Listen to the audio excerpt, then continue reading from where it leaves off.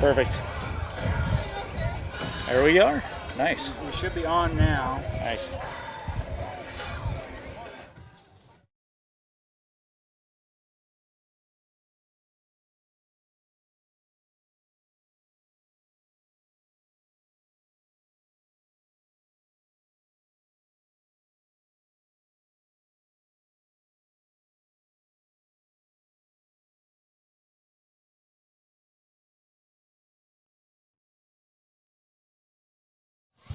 Or did you before? Okay. I do. How's your headphones? Good. Okay. Good. All right, ready to go? Ready when you are. Ready. I've got a 45-second intro, and then it'll be us. All right. Here we go.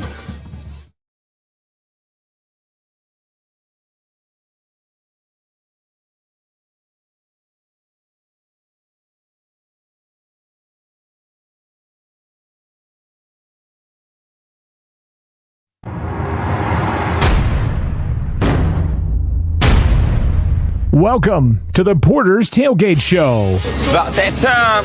Go Big Red! Go Big Red! Go Big Red! Go Big Red! If you're willing to accept the responsibility that you have to protect this team and this school and this town, and make no mistake about it, gentlemen, we are in the business of protecting this town. I shut them down! Shut them down! Shut them down! Shut them down! Coming up, you'll hear from RHS head coach Mark Lenhardt, our athlete spotlight, and your Wolverine weekend report. Let's get rocking! Wolverine football is just a half an hour away. Here are Wolverine analyst Scott Fuller and the voice of the Wolverines, Jared Anderson. And a very good Friday evening to you. Welcome to 0 Week Football, a new era, a new beginning of Wolverine football. We are high atop Wolverine Field.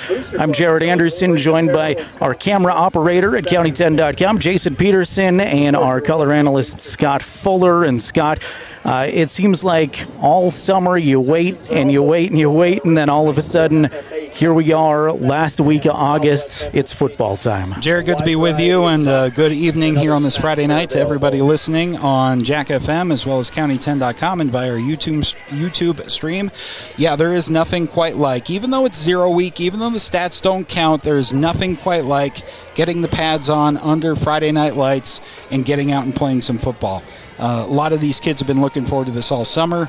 A lot we can talk about, and we will talk about with the Riverton Wolverines, brand new coaching staff trying to turn a corner. But for now, for this moment, before the game starts here in 0 week, we're all just going to sit and enjoy the fact that it's Friday night and we got football in front of us. Yeah, I went to the inter-squad scrimmage about a week ago with this Riverton team.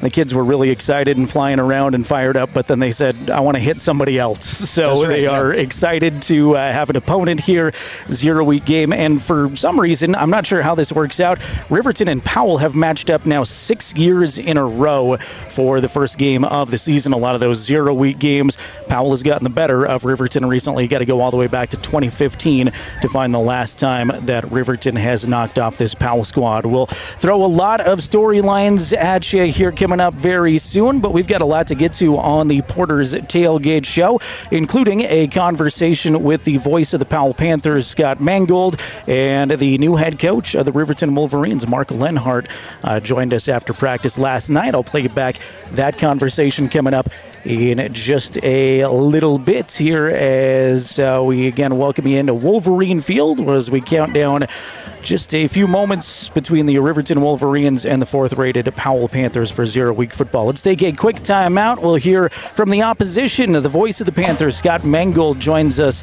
in just a minute. You're listening to the Wolverines on 105.1 Jack FM and county10.com. Mountain View Supply, your local experts in fire and water.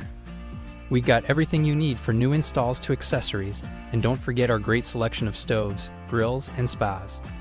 We've been serving Wyoming for over 40 years, so you know you can trust us for quality products and expert service. Visit portersmvs.com or stop by our Riverton or Casper locations today. Porter's Mountain View Supply, located on 750 East Sunset Drive in Riverton.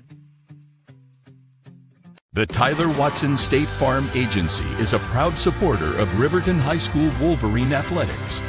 We understand the importance of community, and we're excited to be a part of it. As your neighbor, we're here to help you with all your insurance needs. We offer auto, homeowners, renters, business, and life insurance. So stop in and say hi, or give us a call today. The Tyler Watson State Farm Agency will be here for you. Make your home improvement projects a breeze with Sutherland's, your home improvement experts. Always the right products at the right price. For every project, every day. You can shop and pay online at Sutherlands.com, and we'll get it ready for easy in-store pickup. With the tools and the know-how, you can count on Sutherland's for any job. With over 30,000 items in stock, make your first stop at Sutherland's Home Improvement in Casper and Riverton.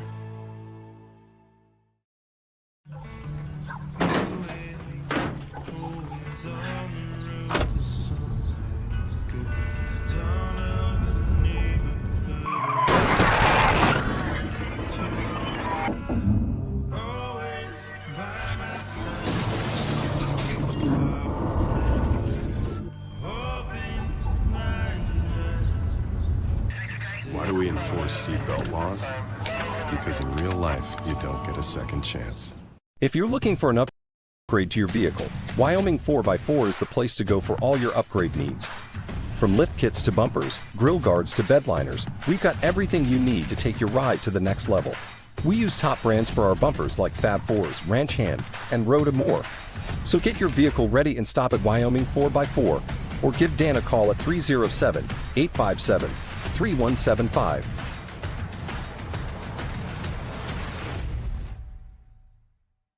Redden, Kane.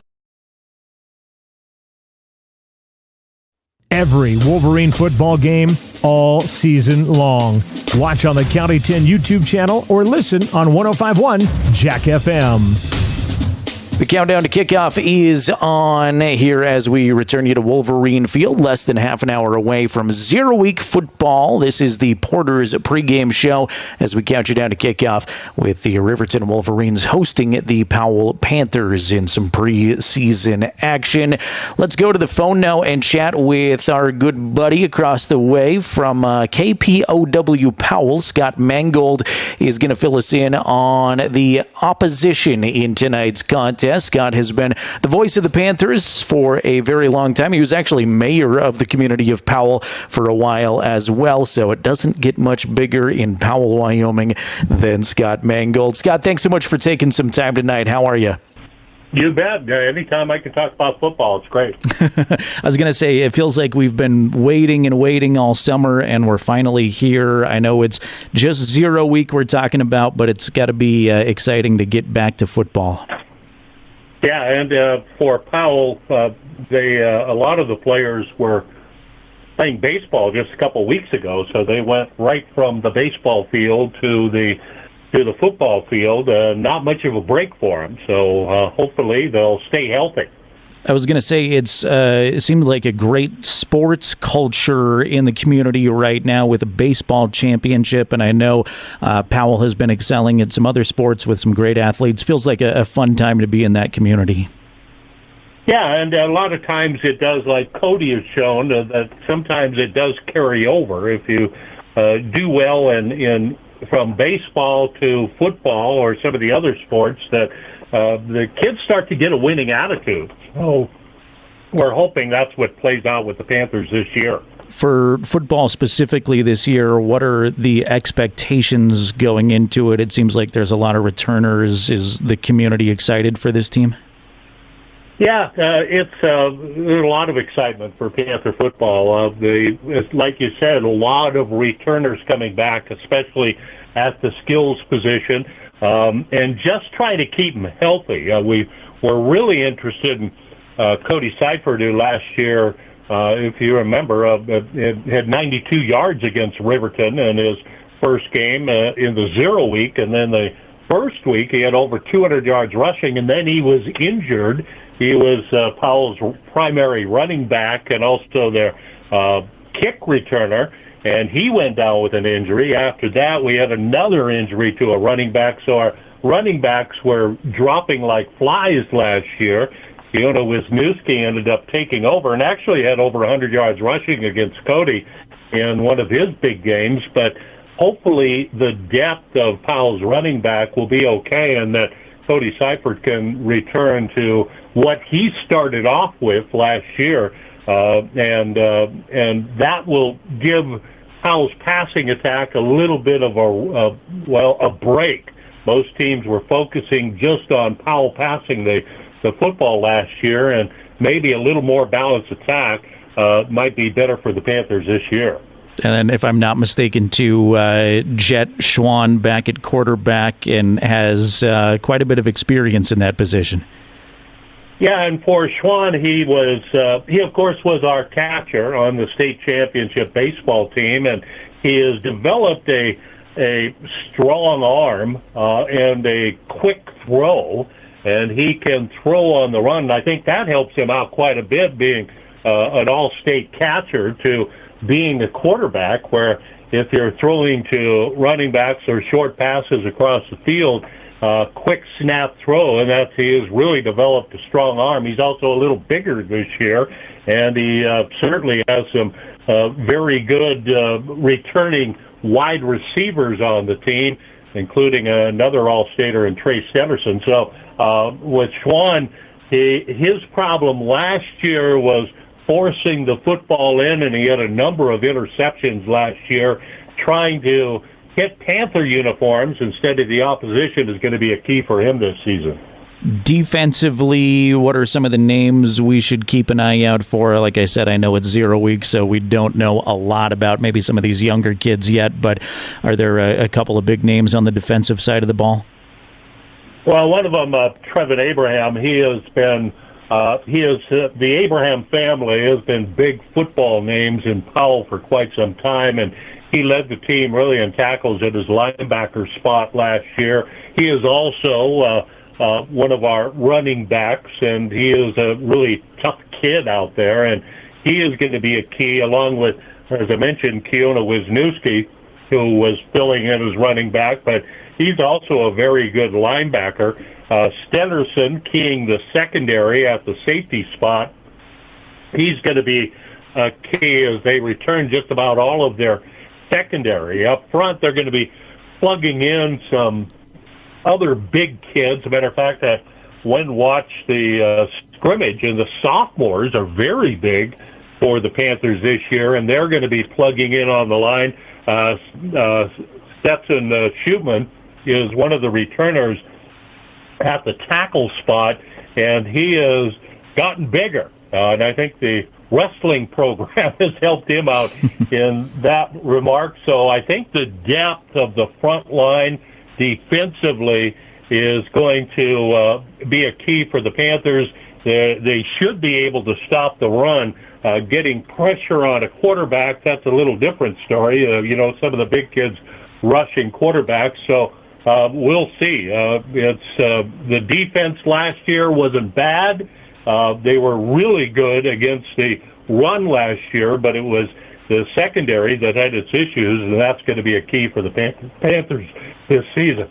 Everybody wants to win. That's the goal. That's the obvious answer here. But aside from winning a 0 week game, what would you or maybe the coaching staff like to see out of Powell? What would be a successful 0 week? What kind of things would you like to see out of your team this week?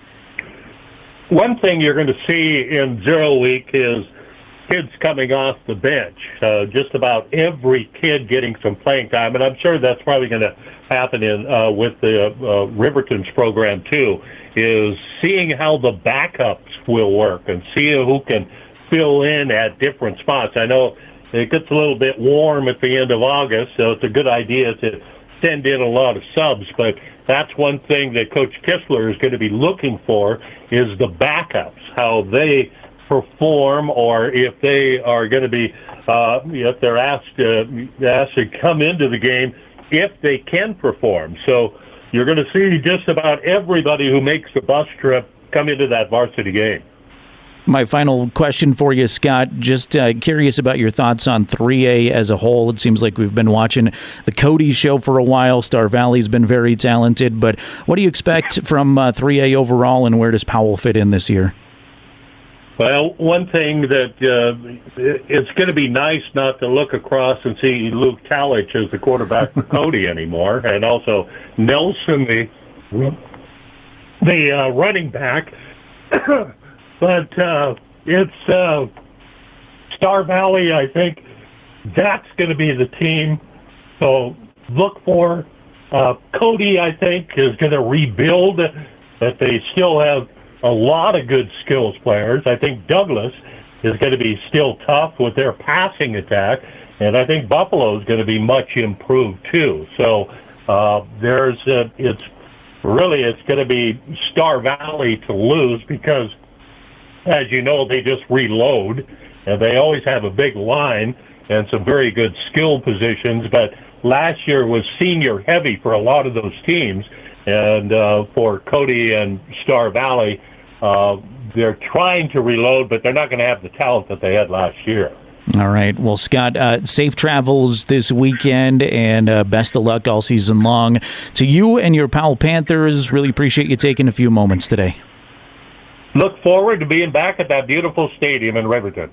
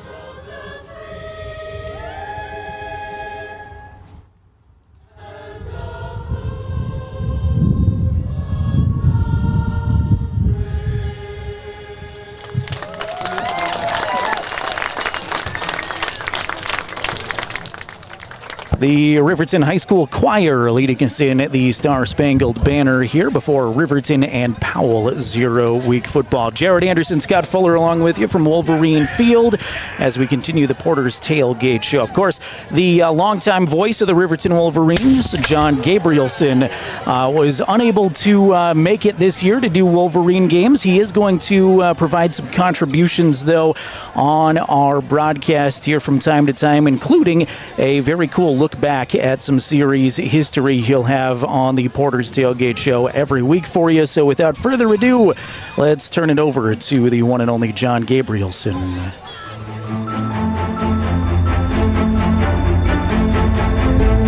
So here it is, the 81st meeting between the Panthers and the Wolverines, the first 1939, in which the Wolverines won, by the way, 12-9 at Powell. The Panthers, though, have one more in Riverton than the Wolverines have. And in fact, they've won 6 in a row over the last several years. The last Wolverine win, cast your memory, 2015. Head coach Pat Patterson, his All-Staters that year, Taryn Debley, Braden Draper, Stephen Rennig. RHS would eke out a 29-27 win at Wolverine Field. While we're remembering, let's talk about some other things. How about the Panther titles under their head coach, the late Jim Stringer, back-to-back in 2012 and 13. They would beat Riverton once in shutout fashion. The other game was called after 3 quarters because of lightning, and the Black and Orange was also up 49-6. Earlier in time, there were some great battles between Panther coach Guy Croy and Riverton's Don Julian. They were destined to rematch in the '99 state title game. Douglas, though, had other ideas. Heroes. They derailed Croy and the Panthers in the semis. That was the senior year of volunteer assistant Tommy Vincent, along with others like Sheridan's current head coach Jeff Mowry at quarterback, and a very talented cast in Cardinal Red, winning their third state title in a row that year and unfortunately their most recent. I remember one time in Powell, Ryan Butch Cassidy, in a state semifinal game, a Panther was taking a clear shot to the end zone when the clever sophomore punched the ball out of his hands from behind. He knocked it out of the end zone. Now, I don't know too many subtleties of the game, but I did know that was going to be called a touchback and Wolverine football at their own 20. So as I blurted this out of the mic to Radioland, a rather large Panther fan in bib overalls told me in no uncertain and none too friendly radio-friendly vocabulary, "The hell it is." Turns out I was right, though Powell ended up winning the game, only to lose in Rollins in the championships that year, and we made it out of the stadium okay. Ah, memories. And tonight, the kids will make even more. A new era of Wolverine football dawns with a new coach and a new voice. Jared Anderson has your play-by-play coming up soon here on the County 10 Sports Network. Thanks for the walk down memory lane. For the Porters pregame show on the County 10 Sports Network, I'm John Gabrielson. Every Wolverine football game all season long. Watch on the County 10 YouTube channel or listen on 105.1 Jack FM. This is the Porters Tailgate Show, 105.1 Jack FM, streaming online at county10.com. Yesterday, I was able to catch up with Wolverine first-year head coach Mark Lenhardt. I attended a practice that wrapped up at about 9:15 at night. Very fired-up bunch late last night, and snuck in a short conversation with Coach Lenhardt about what to expect from today's game. We started with a question about summer camp so far. It's been good. I think that these guys have done a lot of work this summer, and it's carried over here this fall, and they're working hard, and we've put them through it mentally. We've really put it through them, physically, mentally. We've challenged them to be tougher. We're trying to prepare them to be more physical for a whole season, and it's kind of nice once you get to this point the night before a game where it's just time to get out and play and let these guys see where they're at. We know that with literally 2 weeks of practice under our belt, it's not going to be perfect, but hopefully we're going to put a product out there where guys play hard and we give ourselves every opportunity to be successful. But I've really loved working with these guys, and I know at times I probably haven't been their favorite person over the last few weeks, but hopefully we're setting a standard of expectation that they can rise to and continue to get better. I'm sure you wish you had a few more weeks to prepare, but you've got a tough Powell squad tomorrow. What do you know about Powell? Well, they're going to be scrappy and physical. I know that they bring a lot of guys back. They've been young the last few years.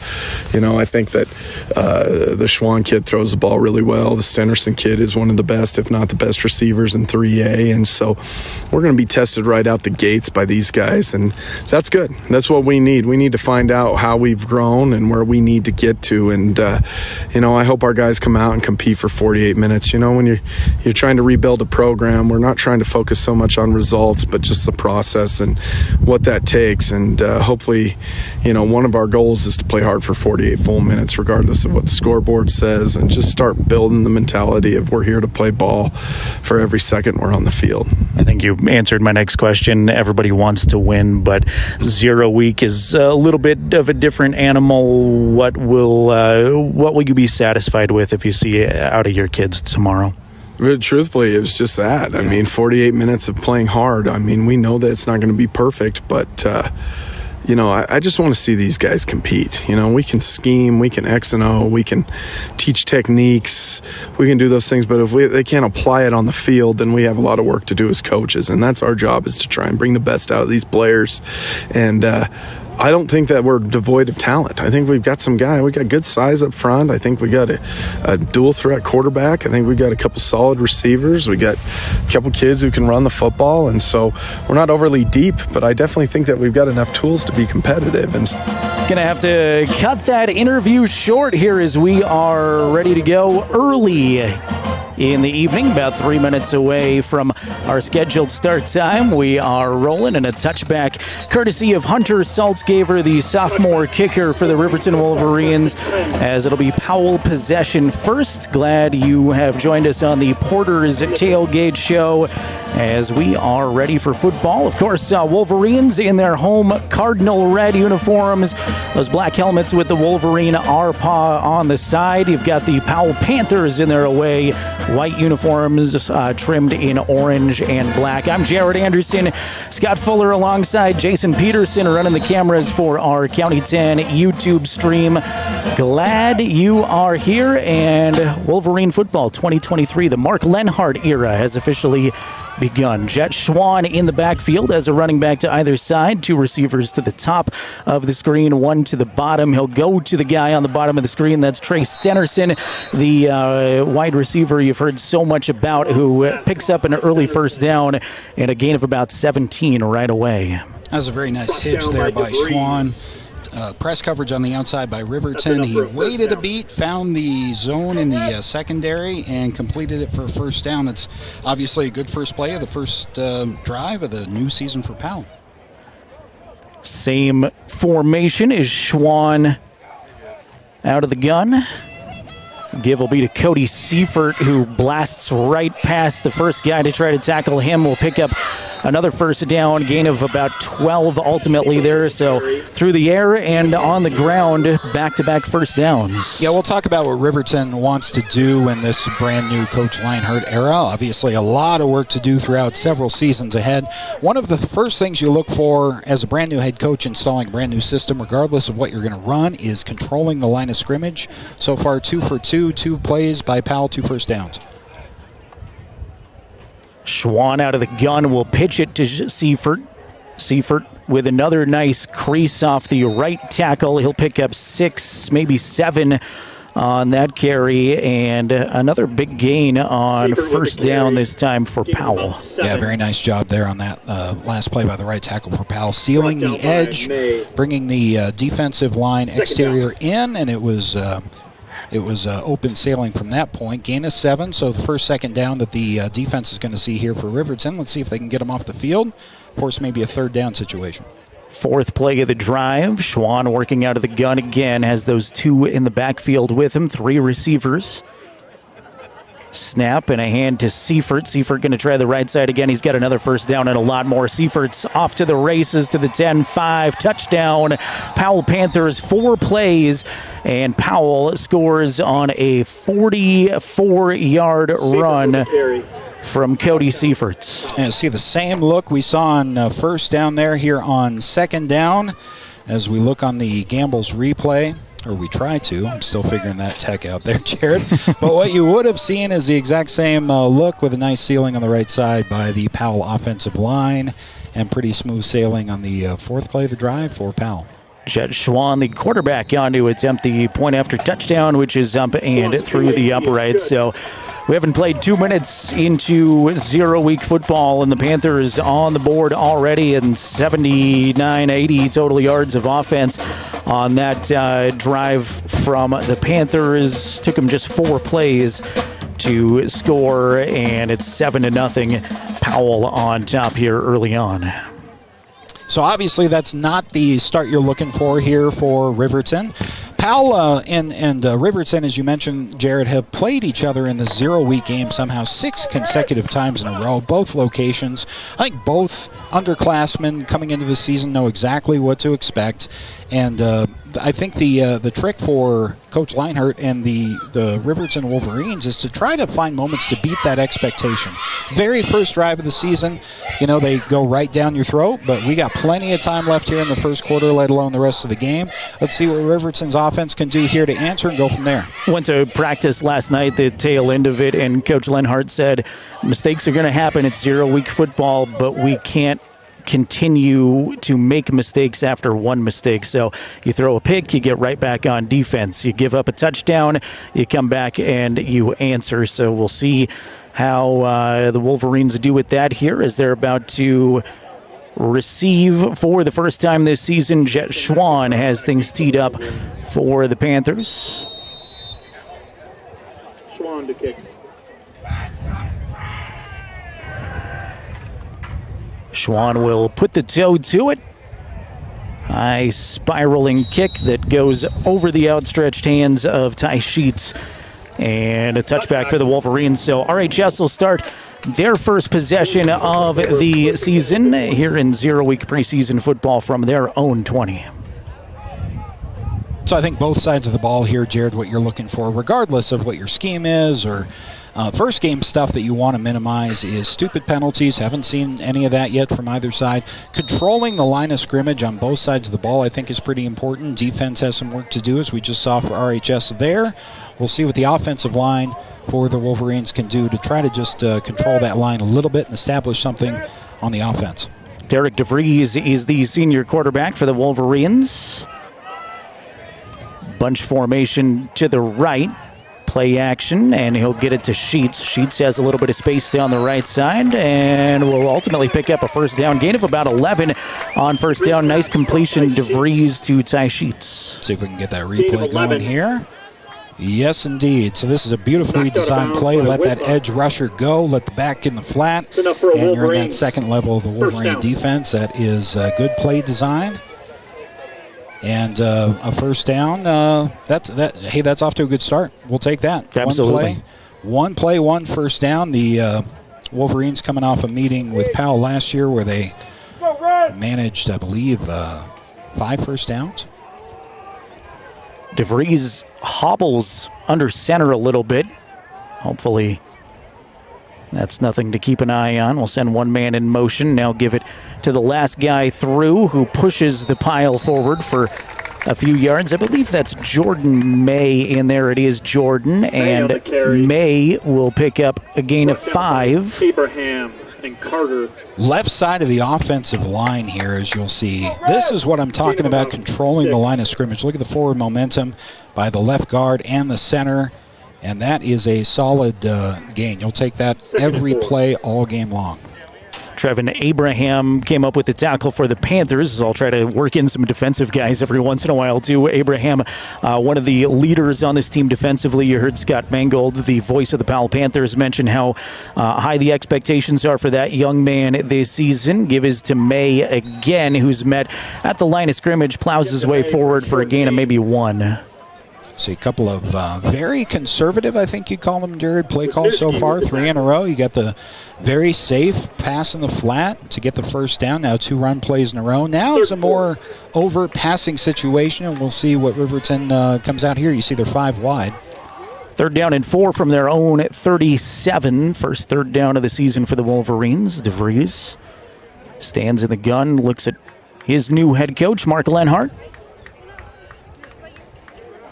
Snap gets past him, and DeVries wisely just jumps on it. Will take the loss and the 4th down. Good decision by DeVries to try to not do too much there deep in your own territory. Yeah, a couple of things there. I mean, obviously a good choice by DeVries to cover up the fumble. That is first game stuff.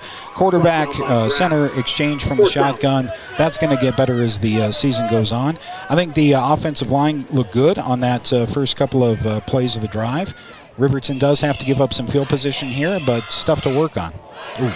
The punt is shanked into the line, and DeVries is coming up hobbling again. Derek DeVries, the quarterback doing the punting duties, is going to limp off the field. I noticed that on the second play from scrimmage, too, that he was hobbling on maybe one of his ankles, and he's going to go meet with the trainer on the sidelines, clapping his hands, very frustrated.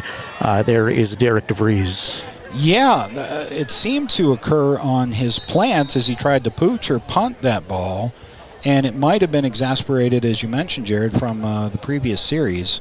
That is not what you want to see in 0 week, to say the least, to still get looked at on the sideline. Yeah, you don't want to see anybody injured, but especially your starting quarterback. Schwann will take the snap under center and give it to Seifert. Seifert is met right away defensively. Nice play by Tyree Harris-Aragon. Yeah, crash here coming from the left side of the defensive line. You'll see him coming right down the line. This is exactly how you're supposed to do it. Just one step in the backfield. Don't go after the quarterback. Go straight down the line and force things outside. 2nd down and 9 for the Panthers. Started obviously in great field position after going on an 80-yard scoring drive last time around, capped off by a 44-yard Cody Seifert touchdown run. You can tell Seifert's going to be a big part of this team. Flag flies in as that one got underway. Seifert did pick up a first down, but that flag in the area of holding. Yeah, I think it's going to be on the interior offensive line. I think I spotted the left guard. They might have called a shift there, Jared, actually. Yeah, it was not a hold, naturally, after I try to guess. Awful quick for a hold, but yeah, that was an illegal shift, and all I can think of there is the fullback getting set late. You've seen that a couple of times from both teams. Oh, that's a personal foul. That's a chop block. So neither of us guessed correctly. Chop block going to back him up 15 yards here. I didn't see it from the play side. That may have come from the right side of the offensive line, but obviously Wolverines will take it. And this is a good early season play. This is a good 0 week for the coaches here too, Jared. Obviously, what do you do when it's second down and 20 plus? We'll see what Powell decides to chip away at here. Yeah, not a lot of 20-yard plays in your book probably, but try to make a third down a little more manageable here. Schwann under center again, 2 in the backfield. Will play action to Seifert, rolling out to his left, plant his feet, throws, and it's swatted away defensively that time by Gage Treber. Yeah, this is a play we're seeing again here from Gage coming from that safety position, it looks like here. Off the play fake, not a particularly great play fake. Tough for a quarterback to roll to his left, and then you see Gage break on the ball there. Beautiful timing, not too early. Didn't have to make the pick there because now it's 3rd and forever. Yeah, by the way, I said 2nd and 20. They adjusted it on the scoreboard. It's actually 25, so now 3rd down and 25 after the incompletion. Mentioned it a couple of times, but the 6th straight season opening meeting between these two teams. Got to go back to 2015 to find the last time Riverton has knocked off Powell. Panthers with a lot of athletic success over the last couple of decades. They won a couple of football championships, 2012, 2013. Schwann wants a deep ball that's over the head of Stenerson, out of bounds, and good coverage that time by the Wolverine corner. I'm trying to pick up a name. That's Nick McIntosh back there. Credit the back judge for not throwing the flag. He reached his left hand into his back left pocket and almost threw it. Little tiny bit of contact there, but that would have been an awful penalizing call to make on what was not very much contact. So, hey, we'll give Riverton, with the benefit of a penalty, give their defense a round of applause here, forcing a punt. I'm thinking that Nick McIntosh may have changed his jersey number from 11 to 3, which I've got him down as 11 on the roster. Great punt is going to angle towards the sidelines and roll out of bounds at about the 6-yard line, and that's where the Wolverines will take over deep in their own territory. And now we wait to see, does Derek DeVries come back out? And I'm going to guess no, because I see him on the bench. Yeah. No, he is still being looked at right now. Helmet is off. He's sitting on the bench. Only player dressed on the Riverton bench right now. You don't like to see that. I didn't see the initial injury, Jared, while he was in the backfield at quarterback, but it definitely seemed to be exasperated as he was planning to punt the ball away. Jordan May in the backfield for the Wolverines. I'll do my best to pick up who the new quarterback is. I had Blake Gattenbein as the second quarterback on the roster, but I don't know if that's him. It may very well be. Tough to pick out numbers here with his jersey kind of folded up. That rush went for a gain of about 1. Jordan May again on the carry. I like the zone pitch there to the left side. You're going to the wide side of the field side of the field. That just opens up this second down opportunity for whatever you want to do over the middle or to the right side. Connor Shootman had the stop. It is Blake Gattenbein. Gattenbein, number 18, out there calling the plays now and running into the huddle. Blake, a sophomore.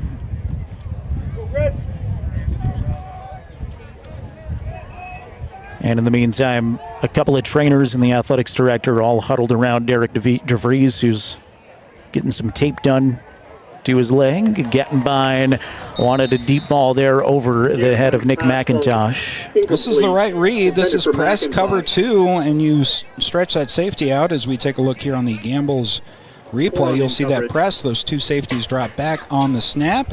He sees the opening over the middle. That's just a little bit overthrown by the backup quarterback, but that was the correct read. Does set up here a tough third down deep in your own territory. Panthers on top of the Wolverines 7-0 on the Fremont Chevrolet scoreboard. Thanks to Fremont Chevy for making these games possible.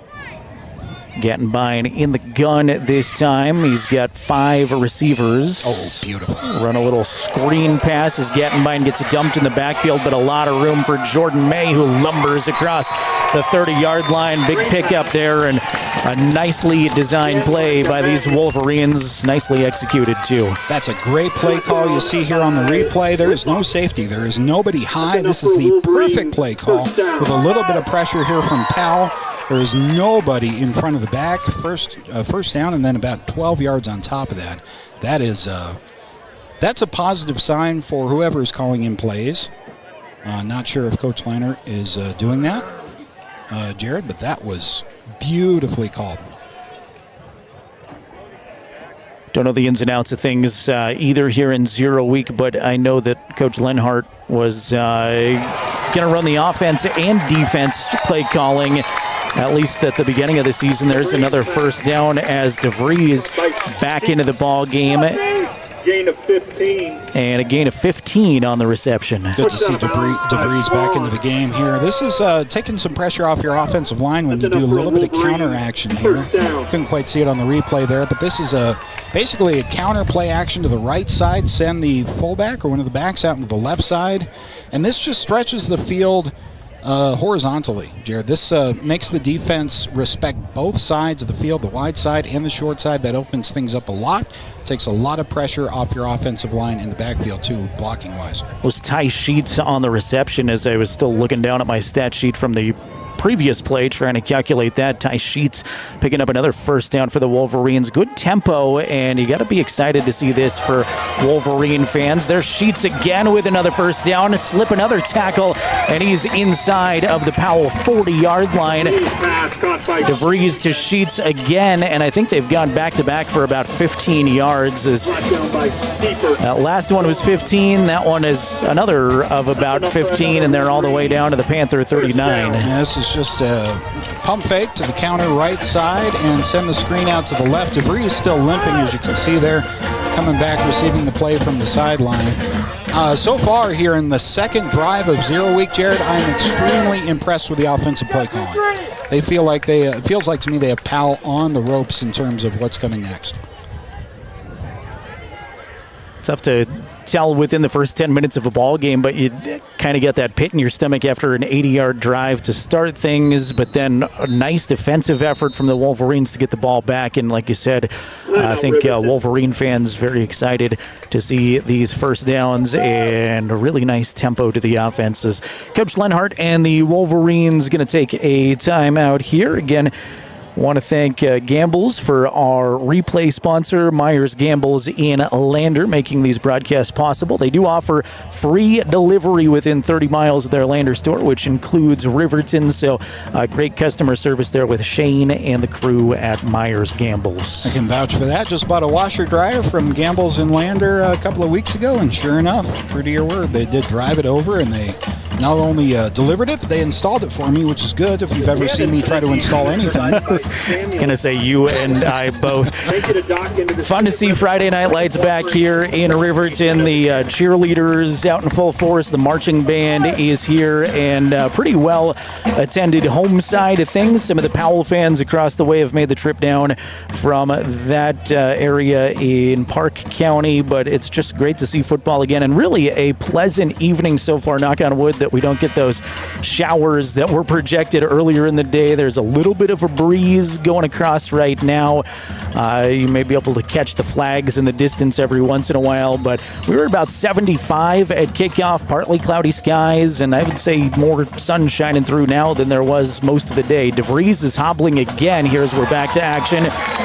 Throw is complete to Clay Sheets. That's Clay Sheets. I've got two 25s on my roster, but 25 that is suited up is Clay. DeVries notably hobbling, as you mentioned there, Jared, but this is a great read, rolling to his right. There's some pretty tight zone coverage over there to his right side, but made an excellent throw on the move. starting to, just watching him, hope that he's all right, just favoring that leg. DeVries remains in the ball game, still hobbling. He's got 2 in the backfield. Sends 1 man in motion. That's Ryan Cox, and now they'll give it to May, who plows forward for a gain of 2. Carry by May, gain of 2 yards. Abraham on the tackle. Chatted with a lot of folks around the Wolverine camp and some of the assistant coaches about who I should watch out for. I watched a lot of games last year. I didn't attend a lot of games, and trying to get sort of the early season scouting report. And I heard over and over and over again, watch Jordan May, one of the juniors on this team, who is a powerful running back.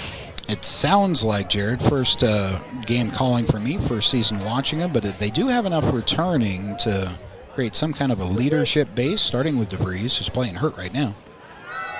DeVries' little misdirection will give it back to May, who stood up right about the line of scrimmage, maybe 1 on the play, as good defensive pressure. Logan Bowden and a couple other Powell Panthers. Also heard from practice yesterday, for what it's worth, Coach Lenhardt gave Jordan May a little razzing because apparently he's just got his driver's license, so he warned everybody to watch out on the roads. That's good advice for every parent, I think. Good to be aware of. But we have a second down here after that gain of 1+. This is not an unimportant moment here in 0 week for the offense. You want to be able to finish drives. And sometimes for a team that's had trouble over the last couple of seasons, that's a learned skill offensively. 3:09 to play first quarter. Powell on top of Riverton, 7-0 on the Fremont Chevy scoreboard. 3rd and 8 coming up as DeVries working out of the gun again. He'll have 3 receivers to his right momentarily. Now replaces one of them, and Branson Saltzgaver joins DeVries in the backfield. Official still holding one arm up. I'm not sure why they're holding the play up, but Riverton used the opportunity to switch the slot with the back.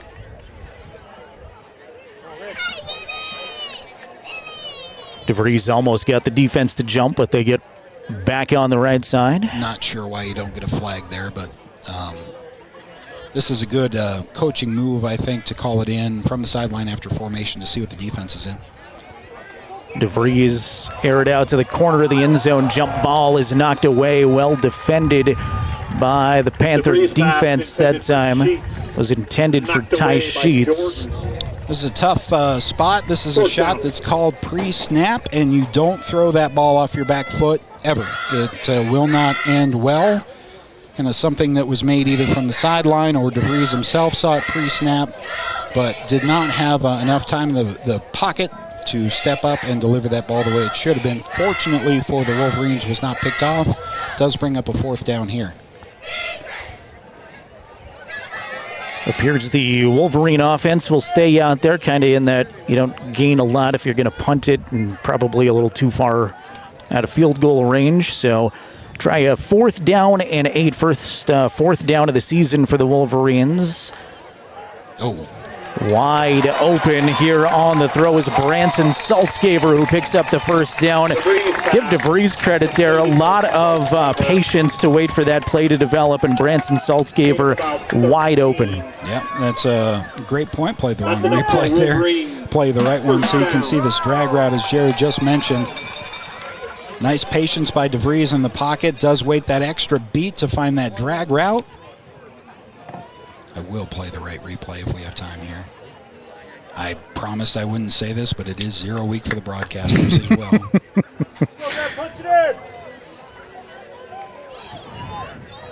DeVries working out of the gun again. We've seen them both out of the gun and under center. Now, a couple of motion men for the Wolverines, and they'll load up on the right side with 3 receivers. Mays in the backfield. Everybody going to the right side, and so will DeVries on the designed run. Flag flies in as DeVries is stood up by 3 or 4 Powell Panthers after gaining 3 or 4, but again, that flag coming in, so we'll check the laundry. Suspicious of holding there, and that might have been the indication that the referee just gave, but I do like the play call here. You have that outside receiver on the field side just running it out, running all the way through the end zone, clearing out some room. That was good blocking up front, arguably too good if there was a hold in there somewhere. But the variety of plays, Jared, just based on what I saw from the Wolverines from the County 10 YouTube stream last year. I like the playbook. I like how it stretches things vertically and horizontally. I like how you have to respect the run as much as you do the pass. DeVries seems already to have a very good feel for the timing of the offense. I'm not sure offensively what more you can expect from the Wolverines after a handful of practices here against a Powell team that just, frankly, beat them last year. Wolverines have had 8 plays so far for over 10 yards. 4 of those DeVries throws. This one's not going to go for any yards as May is slammed to the turf. May with the carry. Just looking for second-level blocking here. That was just one more block away from a touchdown, but the offensive linemen were tied up with that first level of their blocks. It does bring up a second down. Also interesting, Jared, to see early in the season the personnel packages that are being subbed in on, for example, this play, 2nd and long. We just saw 4 offensive substitutions.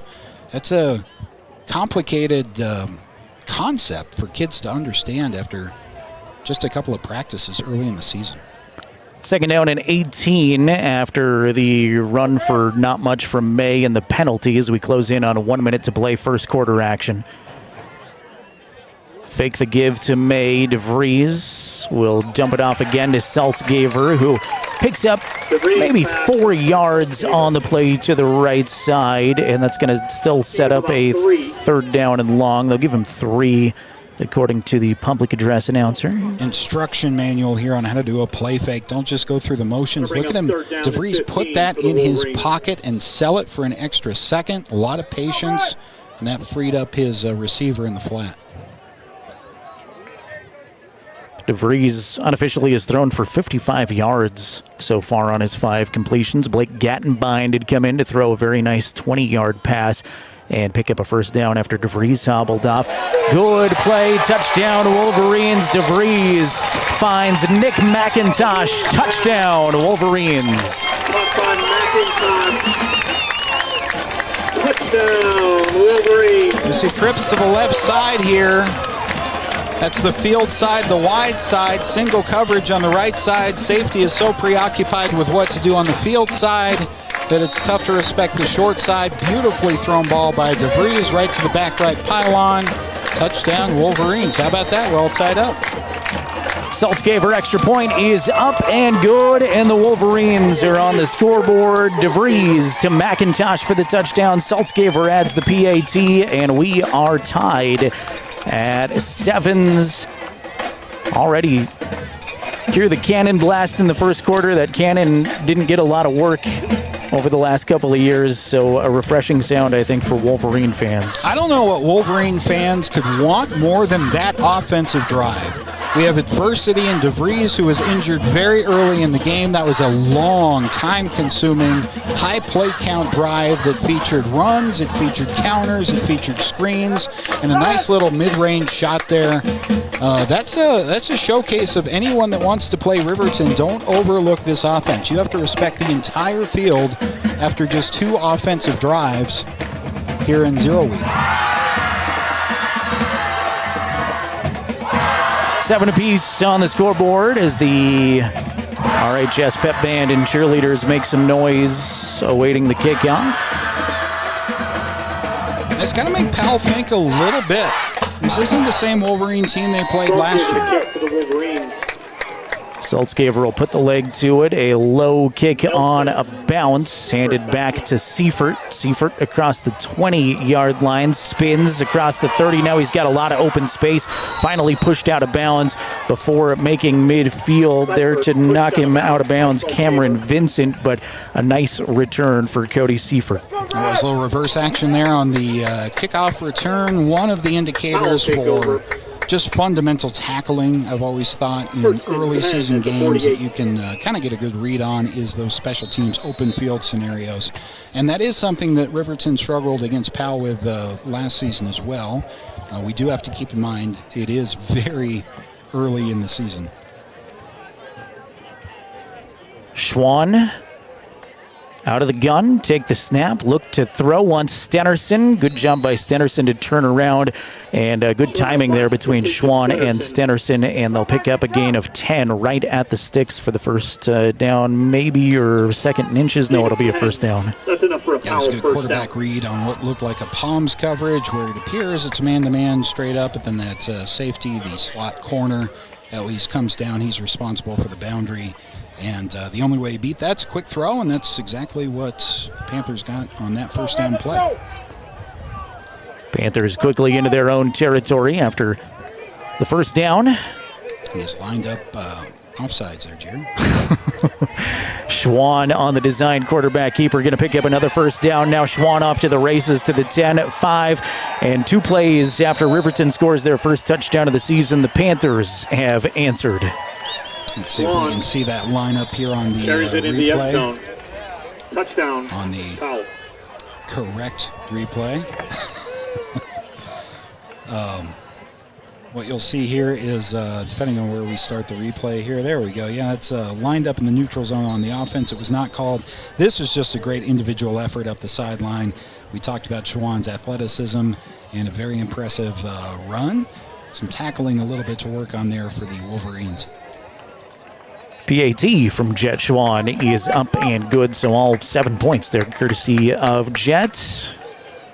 I say that as though it's easy to bring down an athlete like that, but once someone like Jet, who's appropriately named, is in the open field, it is much easier said than done to get a good helmet to shoulder pad line on him and bring him down. Much easier to tackle an athlete like that in the backfield before he gets a full head of steam up. So a couple of difficult defensive possessions there for Riverton. Some work to do on the interior line, I think. Powell feels pretty comfortably offensively. We'll see if the Wolverines can answer here very late in the first quarter. The DeVries to McIntosh touchdown came with 46 seconds remaining in the first quarter. The Jet Schwann touchdown run with 23 seconds remaining in the first quarter.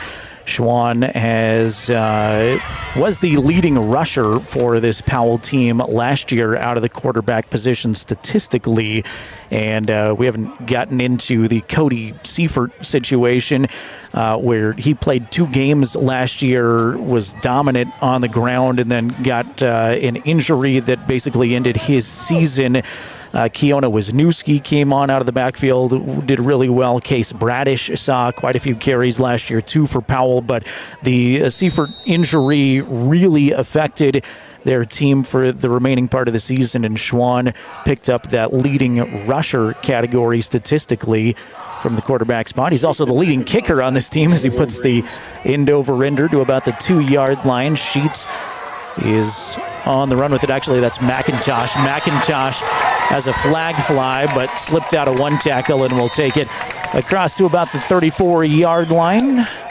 Unfortunately, this penalty is where it's usually against the returning team, and it is with a block in the back. You could get an offsetting with a horse collar here at the end that you'll see on the Gambles replay, but yeah, that was just a great individual effort. The blocking scheme up front fell apart a little bit there at that first level, and McIntosh did the rest, but yeah, that is a block in the back that will bring it back from where the flag is at the 21. We'll see where they put the ball. Wolverines.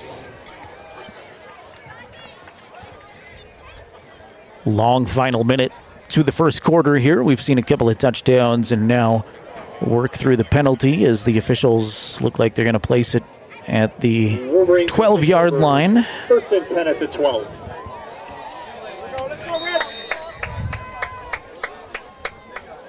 So, outstanding drive by this Riverton offense last time around with a lot of big plays. Certainly the field possession battle, starting field possession, has been dominated by Powell in this one. But Wolverines, first and 10 from their own 12-yard line. DeVries, quick throw to McIntosh. McIntosh has some blockers in front. Will be drugged down by a couple of Panthers. Their first was Trevin Abraham, and a gain of about 6 yards on the completion.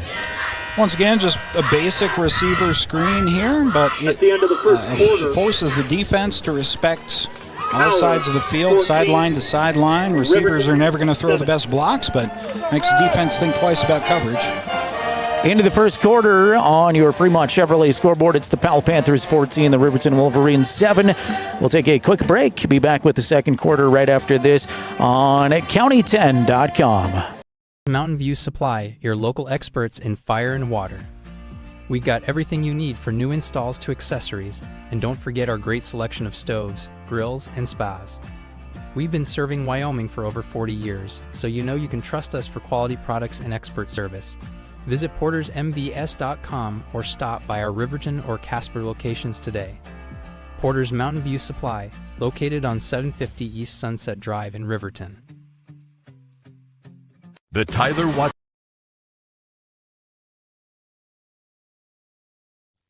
Read all about the Fremont County Sports Weekend at county10.com.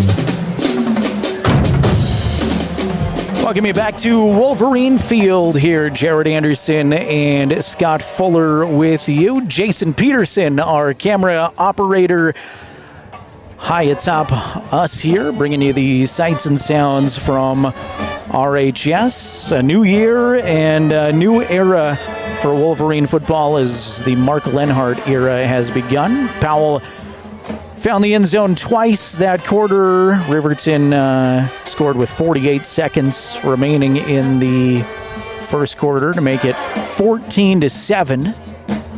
And it'll be Wolverine possession here to start the second quarter of action. Haven't gotten to talk a lot about some of the notes and storylines coming into this. Of course, Mark Lenhardt, the new head coach for the Wolverines. A lot of attention and a lot of hype around him. He spent the last 4 years at Rock Springs, went 22-20 there overall. Before that, spent 8 seasons at Torrington, where he went 46-31 overall as a head coach. And is still a relatively young coach that's been a head coach in Wyoming High School football since 2011, but some renewed enthusiasm here at RHS for the coaching staff and these kids. DeVries out of the shotgun finds Sheets along the right side, knocked out of bounds. Actually, that's McIntosh. I'm getting the 3 and the 2 confused. McIntosh was 11 on the roster. He's wearing 3, so that's McIntosh on the far side. Very impressed by DeVries in the pocket so far. You see the near side safety drop back there. And that's an indicator to him that he needs to go far side, even though it's the short side of the field. Just a quick gain, but it does turn into 9 yards, and that, Jared, can be the difference. One smart decision, even on a short throw, is the difference between 3rd and 10 and 3rd and 1. Yeah, sets up a very manageable third down for the Wolverines on their own 21-yard line. Sneak it across will Derek DeVries, and he's got plenty of room. DeVries does come up hobbling again. I don't know how many hits you want to see him take with the apparent ankle injury. He came out of the game for half a series earlier. Blake Gattenbein, the sophomore, came in and had some really nice moments, but the sneak worked there for a first down. Well, he's being left in the game by the coaching staff, which is all I need to see in terms of they must think he's okay. What you're seeing now from DeVries is just leadership. I'm going to carry this team. You need me to go back out there, I will. You need a first down conversion on 3rd and 1 straight up the middle, I'll do that too. DeVries had to kind of corral that snap that was off to his right side, and we'll take it right back to about the line of scrimmage at the 26-yard line. Seen a couple of those snaps. Again, that's early season stuff, but look at DeVries in the pocket. Gathering that snap one-handed, also making a cutback. Don't like to see his leg being pulled on like it was there at the end of that play, giving him hobbling right now. But it's all heart from DeVries right now, basically turning what could have been a turnover into a 2nd and 10. Colin Wilson made first contact that I saw, at least from this vantage point, and then a bunch of Powell Panthers crashed into the play. Powell, the state baseball champions, by the way, recently. Very athletic team there, and their quarterback, Jet Schwan, the starting catcher on that team. Loose ball, and they're going to rule this incomplete. There's a flag that flies in now. Yeah, that was a forward pass. Not sure. There could be a hold on the right side of the line there. The whole thing was a little awkward looking. I'm not sure DeVries intended for that to be a forward pass, so break there for the Wolverines. Oh, that's grounding.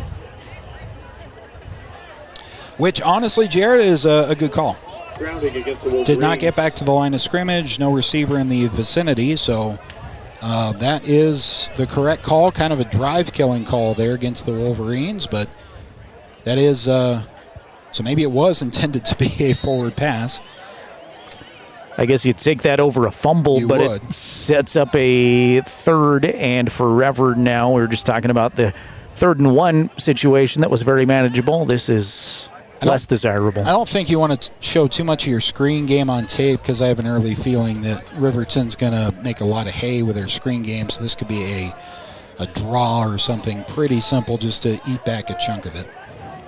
DeVries in the gun again as 2 receivers to either side. May with him in the backfield. DeVries fades to throw, is under a lot of pressure at the goal line. Intended throw for Nick McIntosh is just off of his hands. McIntosh had to go down low to try to corral it and couldn't quite bring it in. Nice job by McIntosh there to come back to his quarterback and try to make something out of it. Obviously, DeVries in some trouble there near the goal line. Could have been catastrophic for Riverton. Fortunately, nothing worse than an incompletion there for the Wolverines. Unofficially, DeVries 8 of 10 for 87 yards. Take that all day.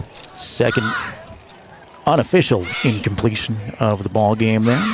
High snap. DeVries handles it nicely, gets the punt away. It's ultimately going to be a low rolling punt that continues to roll and will finally be downed at the 43-yard line of the Panthers by Ty Sheets.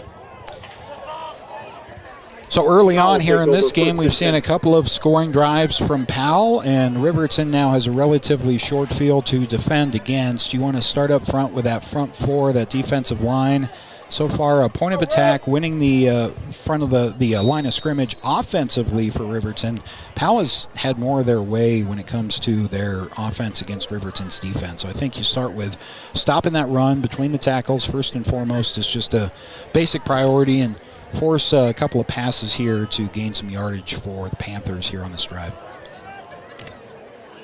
Schwann with 2 receivers to the top of the screen, 1 to the bottom. Those 2 in the backfield with him, and he'll give it to Cody Seifert this time. Their leading yard getter so far in this one is Seifert. Does a really nice job of just pushing the pile forward. It keeps the legs turning after early contact. Coach Lenhardt and some of the coaching staff thought there was a fumble at the end of the play, but it'll be Panther football. They were right, there was. Ball came out, but the officials indicating that Seifert must have fallen on it after he lost possession. Worth another look, though, just to see good running back play. Even though he's hit at the point of attack, his feet never stop moving.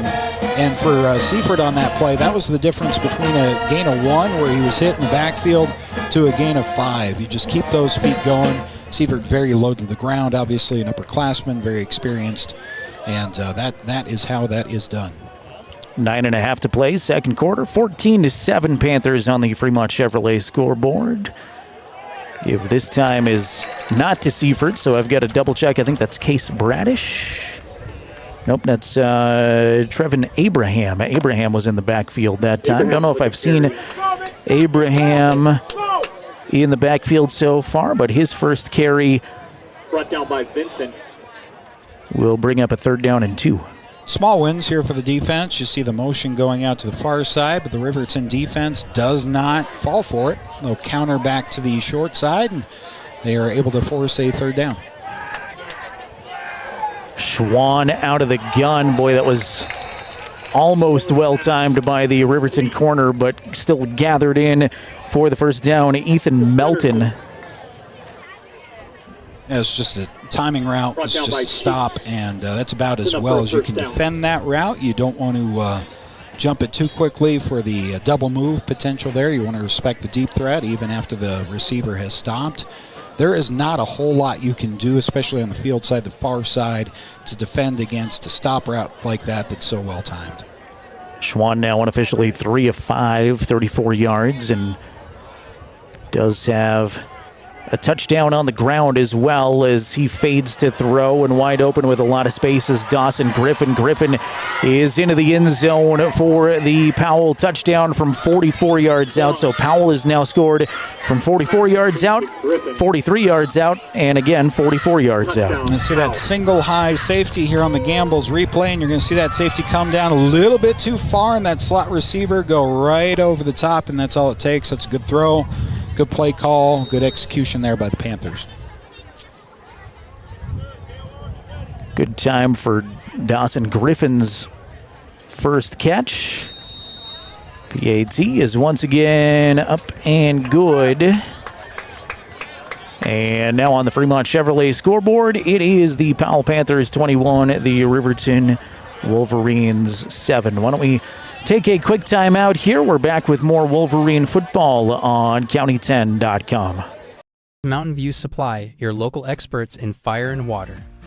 We got everything you need for new installs to accessories, and don't forget our great selection of stoves, grills, and spas. We've been serving Wyoming for over 40 years, so you know you can trust us for quality products and expert service. Visit portersmbs.com or stop by our Riverton or Casper locations today. Porter's Mountain View Supply, located on 750 East Sunset Drive in Riverton. The Tyler Watson State Farm Agency is a proud supporter of Riverton High School Wolverine athletics.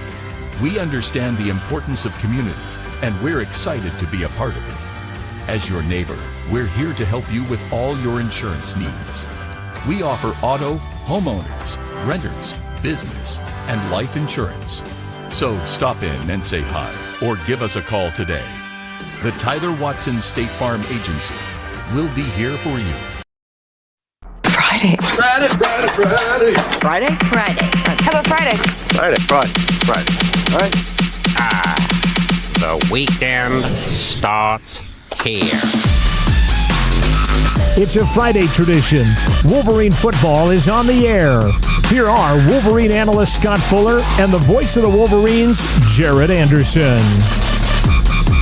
Jet Schwann will boot it into the end zone for a touchback. Nice kick here as we're back to action from Wolverine Field. Panthers scored again, 44-yard touchdown pass from Schwann to Dawson Griffin. And like I mentioned, Powell's 3 touchdowns thus far coming from 44 yards out twice and 43 yards out.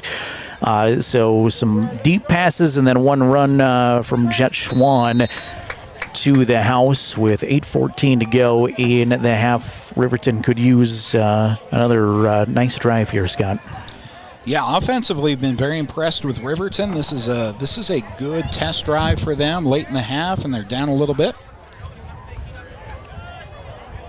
Pass intended for Jordan May is incomplete. Gattenbein is back at quarterback, was under some duress, and take a glance to the sideline again, and there's Derek DeVries getting the ankle retaped. The right ankle is getting the attention from the Wolverine training staff right now. So the sophomore Blake Gattenbein is back in. Gattenbein did some nice things when he came in the first quarter, including a 20-yard pass completion, picking up a RHS first down. Yeah, that's just lower classman experience thing. He'll get better at those little screen pass dump offs with some experience.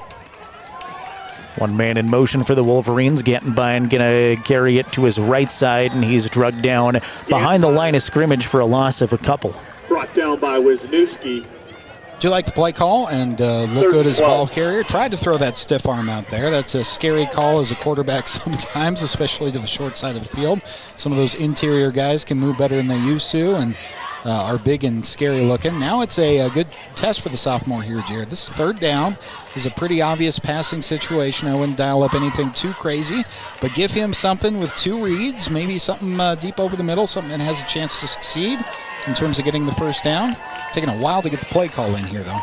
I thought a really good pursuit last time from Keona Wisniewski. Wisniewski came into the Panther offense last year as a running back after Cody got injured, as Riverton takes a timeout here, and had a lot of success on the ground. And when I asked the voice of the Powell Panthers, Scott Mangold, about defensive weapons, he said Keona Wisniewski is about as good as it gets from his linebacker position. So good pursuit there and a loss of a couple, and we'll see what Coach Lenhardt and the Wolverines draw up here on a 3rd down and 12. Yeah, so far we, with DeVries still sitting on the training bench here right below us on the home side of the stadium, you've seen some screen action. You've seen some deeper drop back routes a little bit. Not sure that you just hand the ball off here and punt the ball away. I think you try to dial up something that has some success, maybe a stop route and challenge that safety with a slot receiver over the middle. See if your sophomore quarterback, as long as he's in there, can throw it up, and you never know what happens. But what you cannot do here as a young QB is make some kind of mistake. Can't turn the ball over. A punt here would be just fine after this play. If you get it, great. And if not, live to give the defense a shot.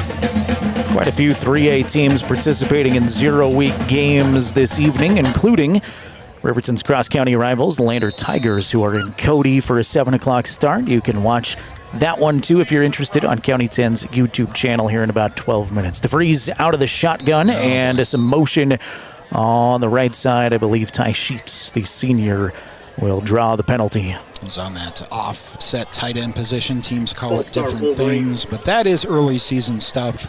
That is, it looked to me like a silent snap count issue where there's an optional motion that there was some miscommunication on, but this obviously becomes even more difficult here on 3rd down.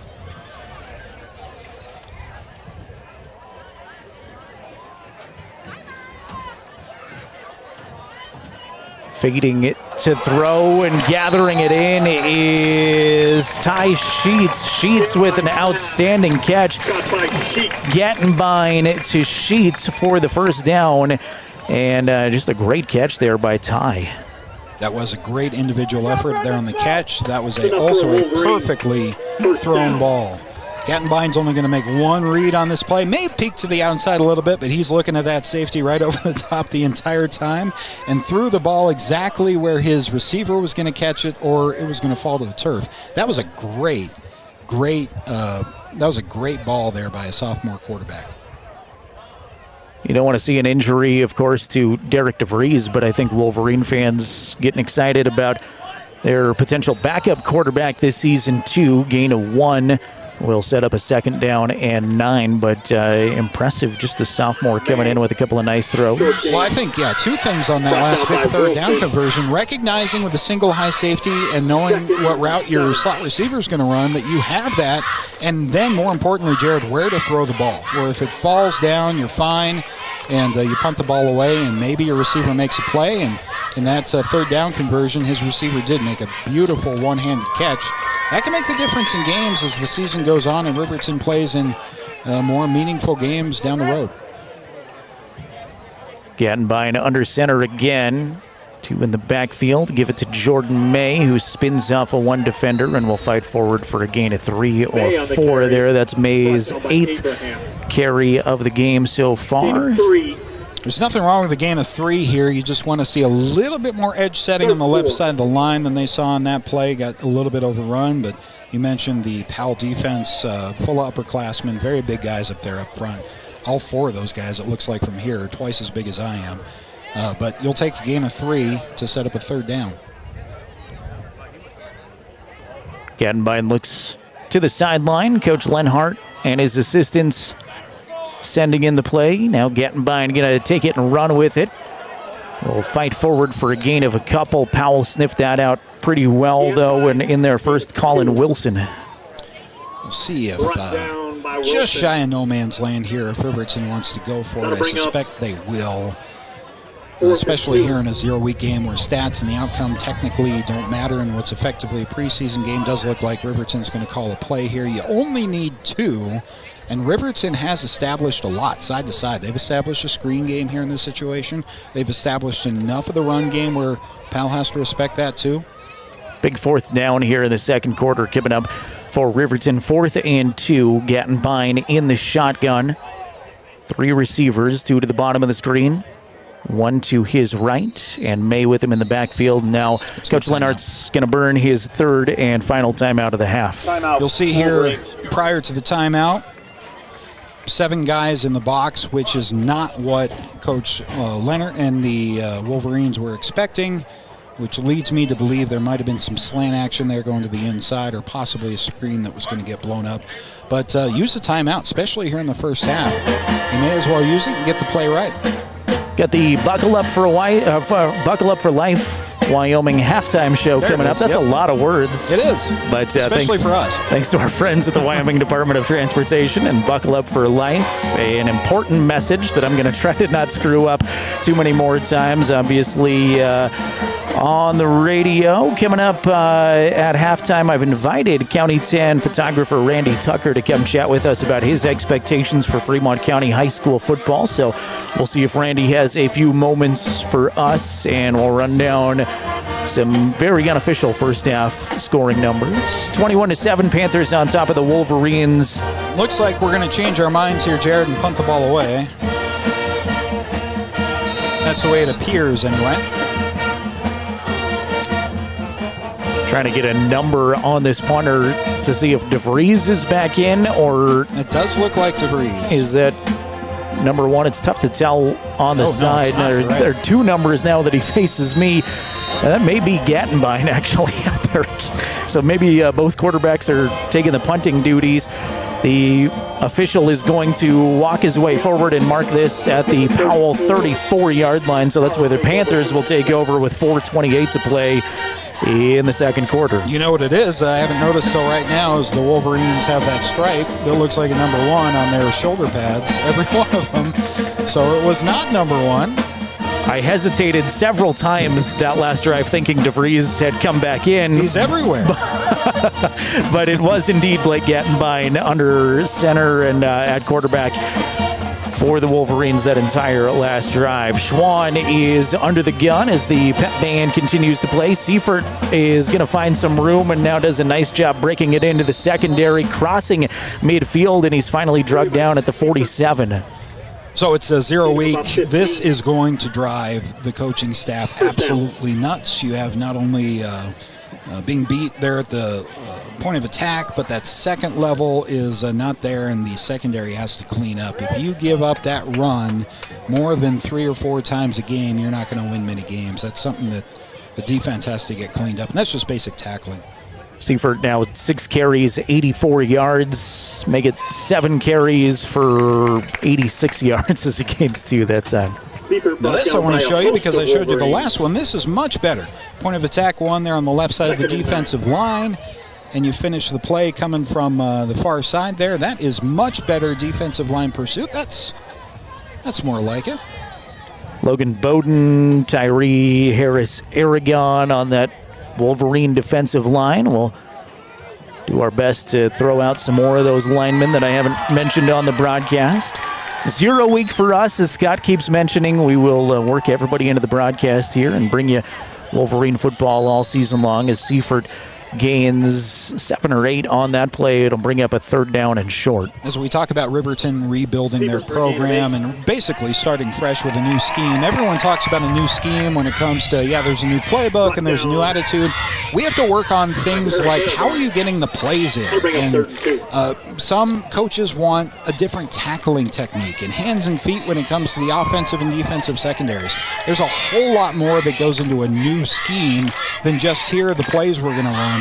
It really is from the ground up, and a lot of it on both sides of the ball, including special teams, is going to take a while to establish for Riverton.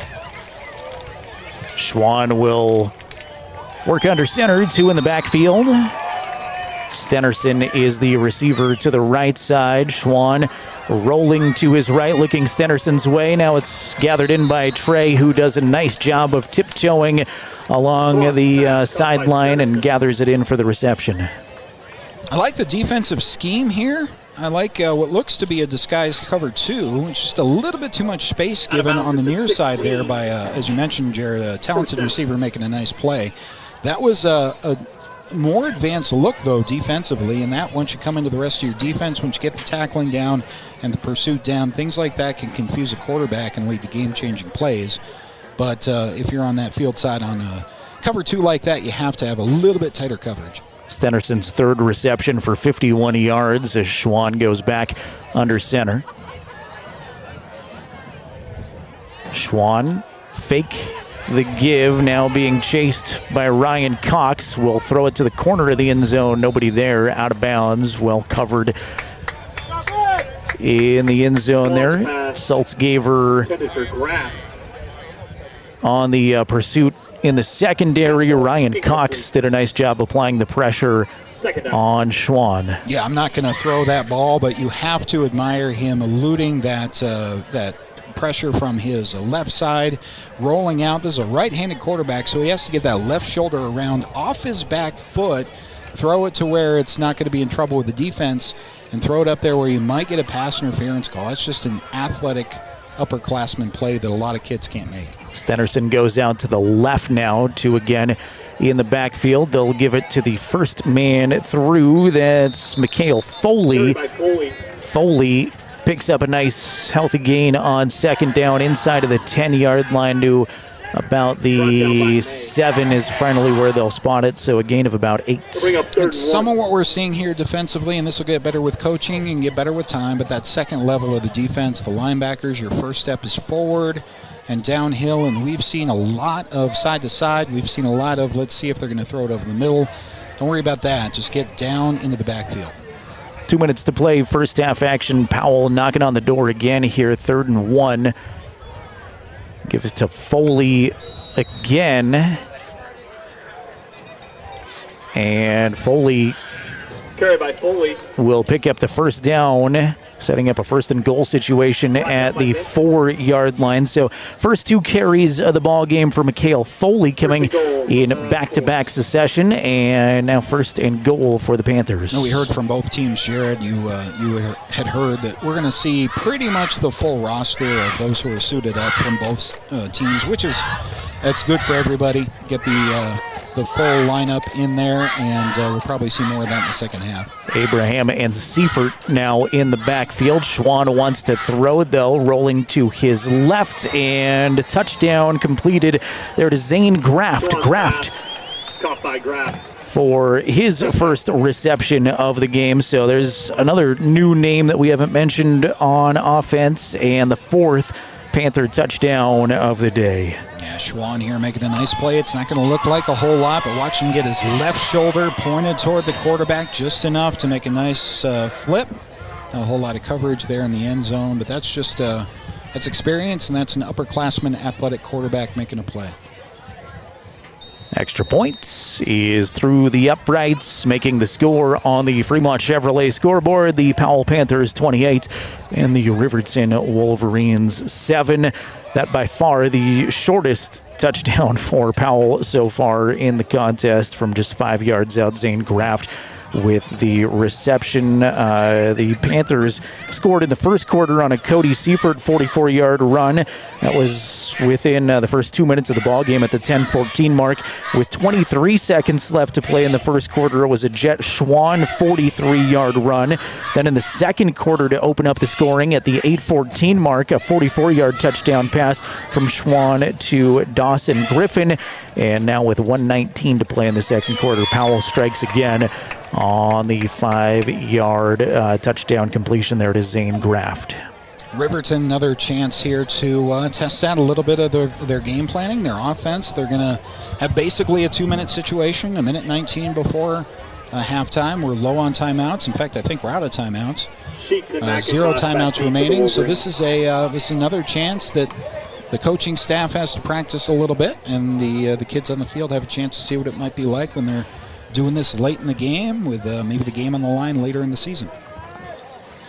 Good group of fans on the home side here, nearest the camera, as got a student section, the marching band ready to go, and this just the 4th full official day of the 2023-24 school year. It's McIntosh gathering it in off the turf for the Wolverines, who's out just over the 20-yard line, and the Wolverines will start at their own 22. Wolverines will take over 1st and 10. Trying to spot DeVries, but I'm not sure he's coming back out. He may be done for the day based on having a banged-up first half, although he finished it as best he could. Lots of heart. Nope, as I say that, there he comes. Right out to the field with his offense. You don't have to be in that huddle, Jared, to be inspired by something like that. To see the quarterback hobbling toward you saying, we got a minute 14, let's go do something with it. Yeah, 0 week football, so not a ton at stake here, but you have to admire a senior leader like that, just setting the standard of, I'm going to grit this out and show some toughness. That's gathered in. Nice job. Initially was bobbled by Nick McIntosh on the far side, but he gathers it in and picks up a gain of 12. Yeah, I think McIntosh was going to get a football over the head from his quarterback if he didn't make this play. Look at DeVries hobble to his right, make a beautiful throw off his left foot. McIntosh with a bobble, but able to recover, get that 1 foot down for a first down. So what we're talking about with the 2-minute situation too, Jared. That's what you want. Burned a couple of seconds off the clock, gain that first down, more than 10 yards, and we'll see if we can do it again here. McIntosh with 4 catches for 44 yards. I'll say it all season long. Very unofficial stats here by this broadcaster. Is check down to May, doesn't go anywhere, ultimately right back to the line of scrimmage.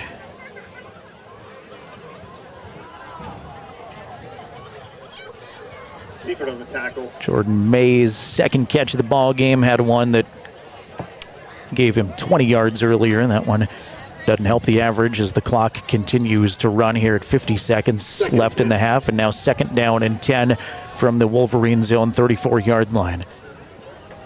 DeVries hobbles to his left, now plants his feet and finds McIntosh on the opposite sideline, gathers it in for a first down. I cannot say enough about rolling to his left and making this throw. This is only 12 yards down the field. That's about a 30-yard ball in the air over the first level. That's a beautifully thrown ball by DeVries.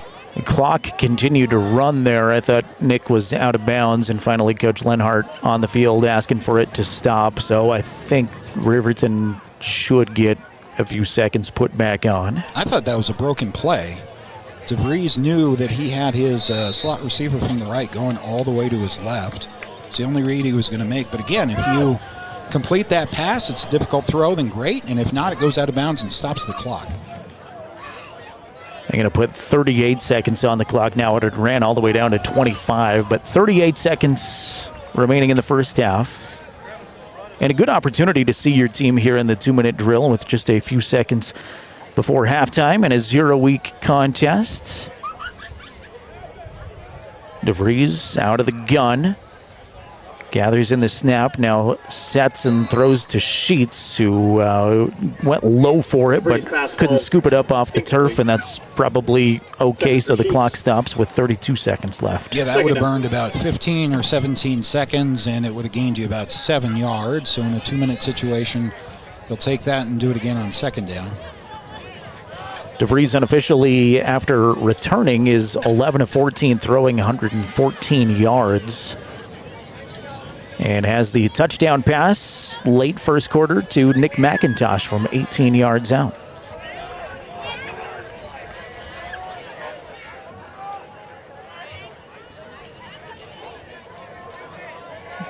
Saltzgaver on the screen will get it across the 50-yard line before he's pushed out of bounds by Seifert defensively. And it'll set up a 3rd and medium for the Wolverines with 23 seconds. Safeties are all thinking don't get beat deep. Linemen trying to get pressure on the quarterback. That's a safe screen pass to the short side here, and you're able to get out of bounds. That play could have gone for a lot further had it developed just a little bit quicker, timing just a tad off, but that's a safe play for 5 yards. Didn't burn too much clocks. Now we have a 3rd and 5 and 26 seconds left. No timeouts is the tricky part here. DeVries goes under center this time. He's got 3 bunched up to the right. Play action rollout. He'll find Sheets, who gets right to the sticks and across. First down for the Wolverines. Clock stops on the chain reset. We'll see the Wolverines hurry up to the line of scrimmage. That's enough for another Wolverine first down. Referee's going to spike it, go huddle up with 16 seconds now. By the way, Ty Sheets, 4 catches, 48 yards. Go back to that last play before the spike here. This is similar screen out of the backfield action that we saw in the previous play, but this is to the field side. This is to the wide side, so you really have to hustle to get out of bounds, and that was just a nice open field tackle there by the defender. Burned off a good 8 seconds after the play, and after the spike it'll be 2nd and 10. Different schools of thought here, Jared, with just 16 seconds left and no timeouts. You can take your shot. You can take first and then try to go from there. You can go screen as they have the last couple of plays or something in the flat and then take your shot. But at some point, you're going to have to throw it to the end zone. Derek in the shotgun again, standing at midfield. Wants to go deep, well protected. Sheets will jump and gather it in at the 15-yard line with 10 seconds to play. DeVries to Sheets for a big gain. 15, first down. Yeah, that's one way to do it. And so one of the options you have is to go deep. That was a nice adjustment off an underthrown DeVries ball there a little bit. And with the clock stopping because of the chain movement, you're able to get the offense set up there and spike it, clock it. And now you're going to have a chance to add to the scoreboard with a field goal. Saltzgaver will put the toe to it. End over ender. It splits the upright. Hunter Saltzgaver from, I want to say, 32 yards out. Trying to do the math quickly in my head. Hunter Saltzgaver with the 32-yard field goal, and the Wolverines add to their tally, now trailing Powell 28-10.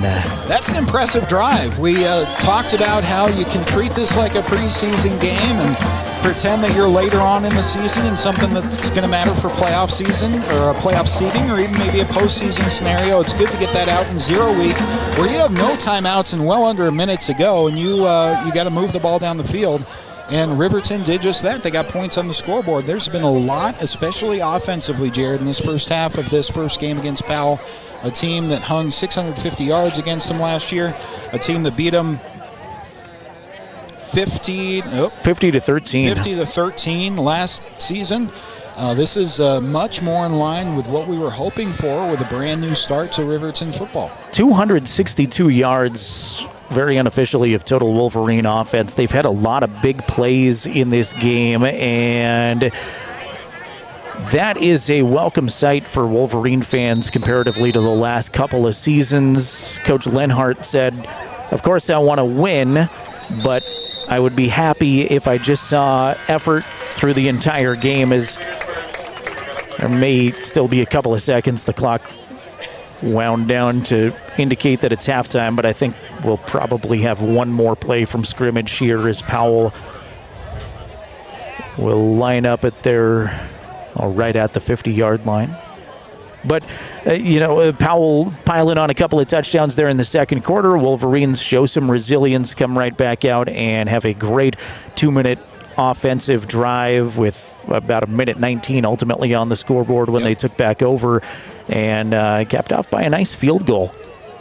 We'll see with technically no time on the clock here what Powell wants to run. They're coming out spread. Maybe they'll take a shot, something creative. I don't see a lot of plays snap unless there's a flag with 0.0, and there was no flag. But either way, pending a penalty, this will be the last play of the half. Schwann directing traffic. It's intercepted.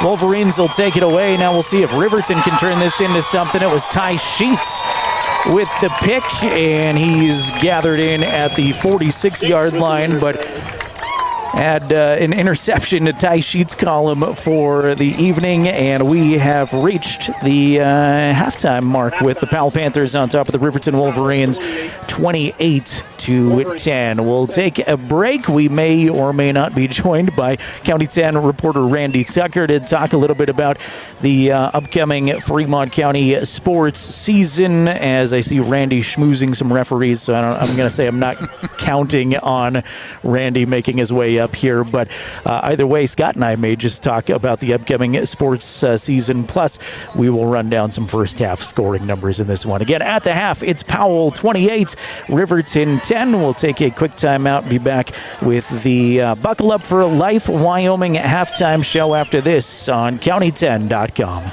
Mountain View Supply, your local experts in fire and water. We got everything you need for new installs to accessories, and don't forget our great selection of stoves, grills, and spas. We've been serving Wyoming for over 40 years, so you know you can trust us for quality products and expert service.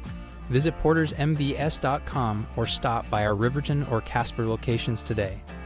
Porter's Mountain View Supply, located on 750 East Sunset Drive in Riverton. The Tyler Watson State Farm Agency is a proud supporter of Riverton High School Wolverine athletics. We understand the importance of community, and we're excited to be a part of it. As your neighbor, we're here to help you with all your insurance needs. We offer auto, homeowners, renters, business, and life insurance. So stop in and say hi, or give us a call today. The Tyler Watson State Farm Agency will be here for you. Make your home improvement projects a breeze with Sutherland's, your home improvement experts. Always the right products at the right price. For every project, every day. You can shop and pay online at Sutherlands.com, and we'll get it ready for easy in-store pickup. With the tools and the know-how, you can count on Sutherlands for any job. With over 30,000 items in stock, make your first stop at Sutherland's Home Improvement in Casper and Riverton.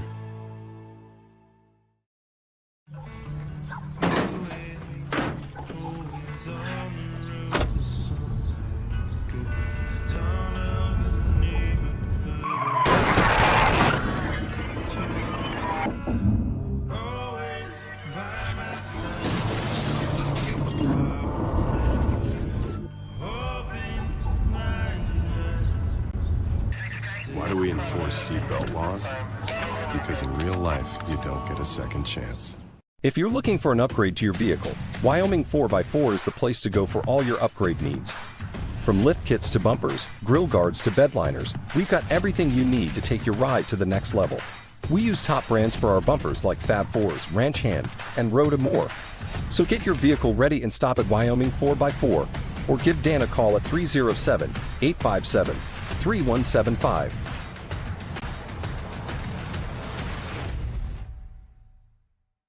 Redden, Kane & Associates, CPAs is your go-to source for tax, financial, and business solutions.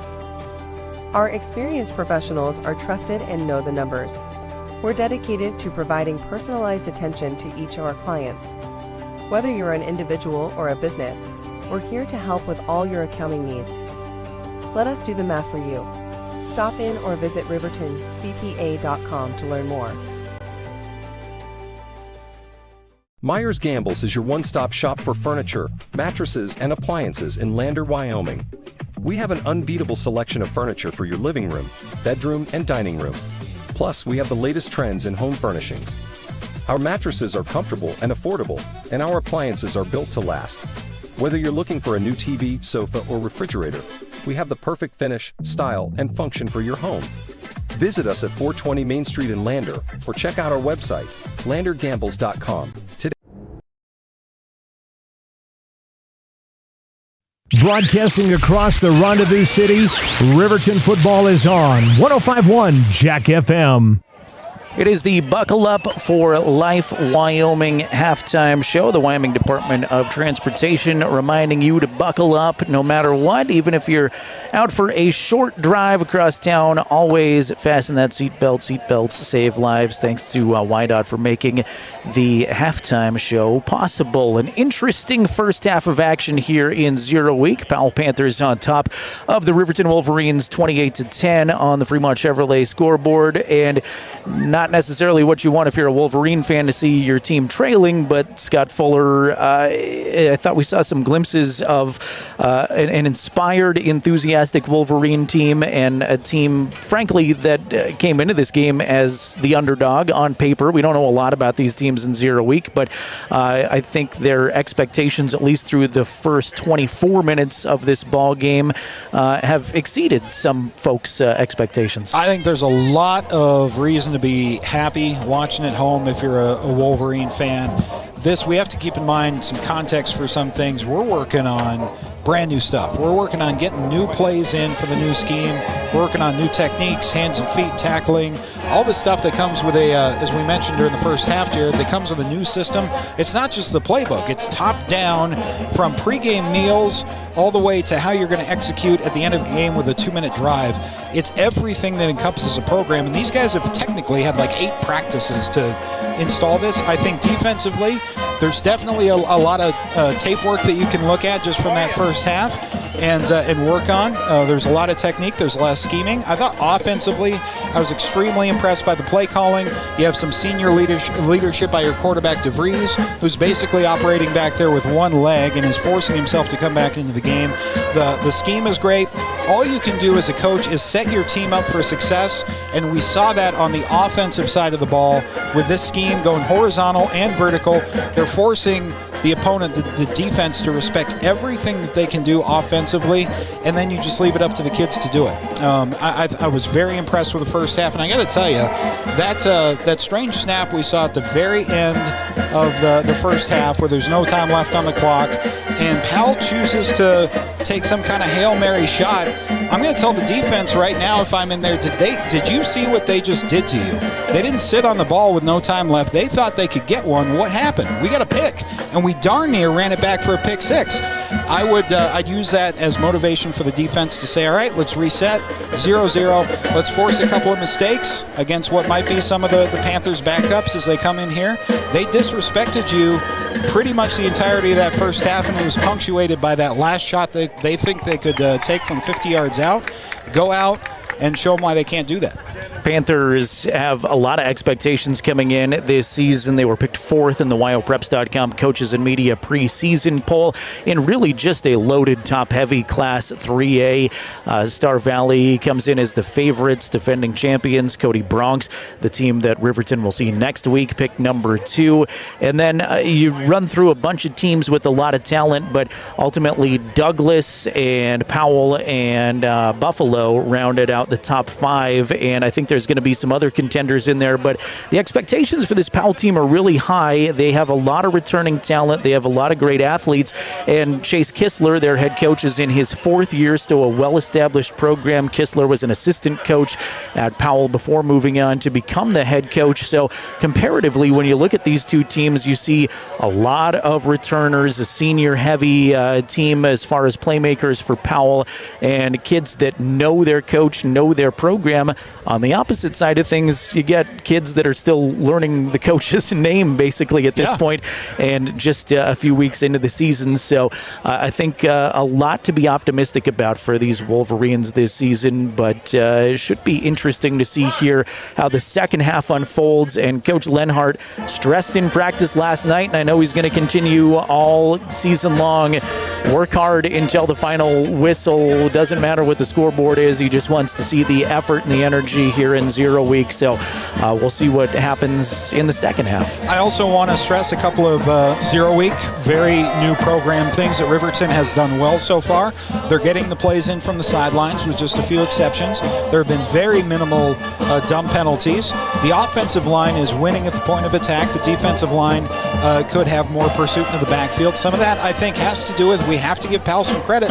As you just mentioned, Jared, they are established. They know what they're trying to do offensively. It's tough to shake that up when you have upperclassmen, a very talented quarterback, and a running back who really hasn't even been utilized yet because he hasn't had to have been. Not taking anything away from Powell offensively. They know what they're trying to do. We have some work to do defensively. We should have done better than we did in the first half, but I'll tell you this, that's not a bad thing. As long as you can communicate that to the kids in a productive way, as long as you can point out this is not the end of the world and this is how we fix it, the hardest thing that this staff is going to have to do is to convince the kids that you can stay in the game with teams like Powell, that you have the ability to play with these guys. Because after you've lost for so long, it's a very difficult mentality thing where you're almost surprised when you get that 3rd and 12 conversion and you look up and you're within a couple of touchdowns. You saw a little bit of that set in on the defensive side. That's going to take a long time. That's just a mentality thing. That's a cultural thing from the bottom up. I was extremely impressed and happy to see what the offense was able to do in that first half. I think you got to take DeVries out of the game, even if you have to tie him to a bench at this point, because he's nothing but heart. But you love to see that, because that is the offensive leader. This one of the offensive leaders of this football team. Having not met a single one of them, you can tell it just by watching him from up here. I think a lot of good things that we can take away from that first half. Most importantly, you saw that game last year that John Gabrielson called here for County 10. I went back and saw a good chunk of it too. You never got the feeling that they were organized, the Wolverines. You never got the feeling that they were intentional. And eventually it just stacked up until the end of the game. You've given up 675 yards of offense and get beat by 6 touchdowns. We're not going to see that from this Riverton Wolverines team. You just get the feeling that the corner has been turned a little bit. Yeah, Riverton has gone 2-16 the last 2 seasons. The only team they've defeated in the last 2 years was Rollins back-to-back years. They did have that tough overtime loss and really a thrilling game against Lander last year, but still coming up on the wrong side of the scoreboard for the Wolverines. So that's been the only wins in 2 years here for the program. So they are hungry. We're ready to go. And just kind of walking around, chatting with some of the people across town, and I get to talk to a few members of the school district, some of the assistant coaches. I even chatted with a couple of referees the last few days who are all optimistic about Riverton, and maybe you're not going to feel it right away, but the tides are turning in Riverton, and of course that starts with Coach Lenhardt's arrival, I feel like, but and it's no shot on the previous coaching staffs, but sometimes after you've struggled for so long, you just need a change from the top down, and it renews program enthusiasm and just shakes things up. So very excited for this Wolverine season. We, of course, will be with you all season long here on county10.com. You can watch the video coverage, and we hope some radio coverage coming your way too on 105.1 Jack FM. So we're excited for the entire season. Get a tough one next week with the Cody Bronx coming to town. That'll be a 7 o'clock kickoff, by the way. A lot of schedules out there say 6 o'clock. That has moved to a 7 p.m. kickoff next week. So we'll focus on that here as we get wrapped up with this one and on to next week. Also, throw this out there too from the storyline front. I didn't have time to mention it in the pregame show, and I don't know if I'll have another couple of minutes. I want to give another shout out to the community of Powell, and a lot of folks, I think, in Riverton and probably everywhere across the state remember the situation with Ethan Asher, their quarterback, who was involved in a very serious auto accident back in 2019. Ethan was supposed to be the starting quarterback that year, was involved in a truck accident and spent months in the hospital, ultimately had a torn aorta, head trauma, broken clavicle, and a lot of other injuries, was wheelchair bound for a while after his recovery, and in 2020, Chase Kistler, the head coach of the Panthers, offered Asher a spot as an assistant coach on this team, and he continues to coach on the sidelines. So I remember that time frame very well, and just how the entire state rallied around the community of Powell when Ethan, that young man, was involved in that accident. And their first game after that accident was here in Riverton, and I remember the Wolverine Booster Club raising some funds at a pregame tailgate situation for the Asher family and his recovery. But cool to see Ethan on the sideline, and a very cool move by Coach Kistler to have him part of the program. Wolverines coming back out onto the field, as are the Panthers, and we're about a minute away from second half action. Yeah, the story, just to end cap that story that you just told, Jared, that's football is bigger. The reason we love it is it's bigger than just the game for all of us. It's not about between the yard lines and the hash marks. It's not about throwing the ball. It's not even about getting out there and being physical, although when you play the game, some of those memories are what you remember the most. It's about those ways that you connect football with your life that are bigger than you, and sometimes, unfortunately, it takes tragedy for that to connect with the community, and in the case you just mentioned, the entire state. And you just love to hear stories like that where the best is made of it, where he was added as a member of the staff. And that does a lot for a football team, for a football program, and the community. As we see now, both teams back on the field. Going to add a little bit of time, it looks like, on the clock for warm-ups here. And just final thought on that, I know a lot of places are like that across the country and the world, but you see that happen a lot in the state of Wyoming, where one thing happens in a community and the rest of the state sort of feels the impact there. So definitely came away with a feel-good story, and glad that Ethan has been on the mend over the last few years.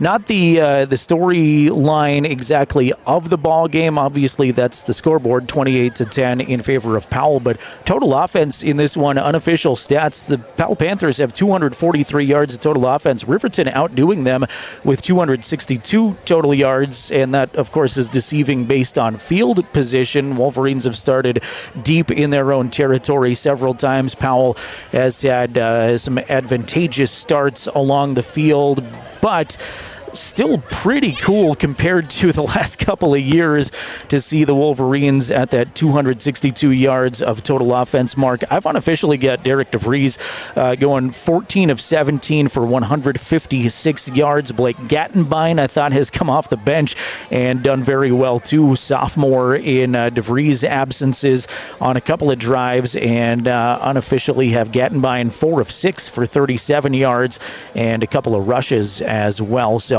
Blake Gattenbein getting some snaps. Derek DeVries, 14 of 17. Jordan May has carried the ball 16 times for 8 yards. Ty Sheets, Nick McIntosh have been the favorite receivers for the Wolverines. McIntosh, 5 catches for 59 yards. Sheets, 5 catches for 78 yards. Branson Saltzgaver has 2 catches for 8 yards. And as I move my stat sheet down, Jordan May did have a catch, actually 2 catches out of the backfield for 20 yards. Branson Saltzgaver had a 13-yard first down reception, and Clay Sheets had a 13-yard first down reception as well. Some real quick Panther stats. Jet Schwan, quarterback for the Panthers, 5 of 7 for 102 yards. Cody Seifert, the leading ball carrier for the Panthers, 8 rushes for 93 yards. Trey Stenerson, the leading receiver, has 3 catches for 51 yards. And that's where we are here as we tick down the final seconds before the third quarter. Just too many chunk plays defensively. A lot of that yardage that you just mentioned for the Panthers coming in just a handful of plays, just giving up too many 15, 20-yard plays. Those will just kill your stat lines and kill your first half. I'll tell you, McIntosh on the Wolverine offense, he's your dark horse. He's been very impressive, utilitarian kind of guy. He could carry the ball. He's made a couple of great catches. DeVries, very impressive. He's an upperclassman, I understand, but in a brand new offensive scheme, ball placement in the offense, knowing where to throw the ball relative to the overall concept of the play. I'll be honest, I'm very almost surprised and impressed that he appears to be so much on the same page as his head coach's offensive scheme so early in the season. Sheets and McIntosh back to receive for the Wolverines, again in that home cardinal red uniform, the black helmets with the Riverton R on the helmet. Jet Schwan has it teed up for his Powell Panthers in their away white uniforms, trimmed in black and orange, the most popular color combination in Wyoming high school sports, black and orange, the Halloween look. That is in the end zone and a touchback. So the Wolverines will start from their own 20-yard line. By the way, Scott, I did get a text from County 10 meteorologist Dave Libson. I hit him up asking about the forecast and what does the radar look like, because we'd heard all week that there could be thunder showers. He said you guys are going to stay dry for the rest of the game. If which Dave says it, I'll believe it. I 100% believe Dave, but usually when somebody says that in Wyoming, it immediately starts raining. So he's the only person I would believe who would say that. First and 10 Wolverines to start the second half from their own 20. DeVries out of the shotgun. 3 receivers to his right, 1 to his left. DeVries fires to that guy on the left. That's Ty Sheets who gathers it in right at the sticks for a gain of 10. This is a harder throw than it looks like here on the Gambles replay. This has to get over the linebacker level. A little extra drop step there by DeVries in the pocket to buy that cut time over the middle, but that made all the difference in the play. That and the ball that was delivered perfectly between the levels over the linebacker and in front of the safety. Sheets 88 receiving yards now, 6 catches. I like that 1-2 punch of receiving weapons between Ty Sheets and Nick McIntosh for the Wolverines this year, and then you add the Saltzgaver duo in there. I like Jordan May out of the backfield too, as May makes the first man miss. Flag flies in, could be a face mask near the end of that play. Some Wolverine fans clap their hands. Gain of 4 initially, but we'll check the flag. Yeah, you'll see the face mask here on the Gambles replay. Side judge had a good look at it as well. That was the first down replay. I promise to stop doing this as we go throughout the season.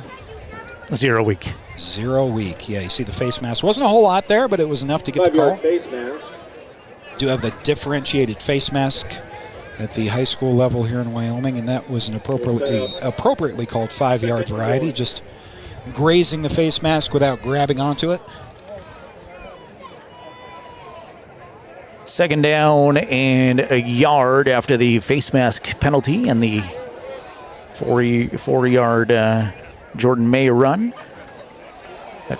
Gattenbein, it is Gattenbein. I think I've been calling him DeVries, but Gattenbein out there now, and he's going to lose yardage on that designed run. A loss of 4 will back it up to a 3rd and 5. Interesting thing about the designed run is trips to the short side, and not a whole lot of room for a backup sophomore quarterback to work with. There is no quarterback, including your Cam Newtons of the world, who could make a whole lot out of the traffic jam that will result of that. I think I was correct the first time I said DeVries, because now Derek back in. So they alternate quarterbacks there. We saw Gattenbein lose a little bit of yardage. Now DeVries finds Sheets once again on the near side sideline, right at the sticks, and about a half a yard past him. Gain of 6 on the reception. Not a whole lot there, but you like to see the hitch that I hope I just showed it to our YouTube audience correctly, but DeVries making a nice hitch there. Normally you want to tell a younger quarterback, if you hitch, you better go. If you're going to hitch, you better throw that ball, but DeVries experienced enough where he can make that hitch and recognize the play is not there yet, the route's not complete yet, just hang on, wait a minute, and made the play for a first down.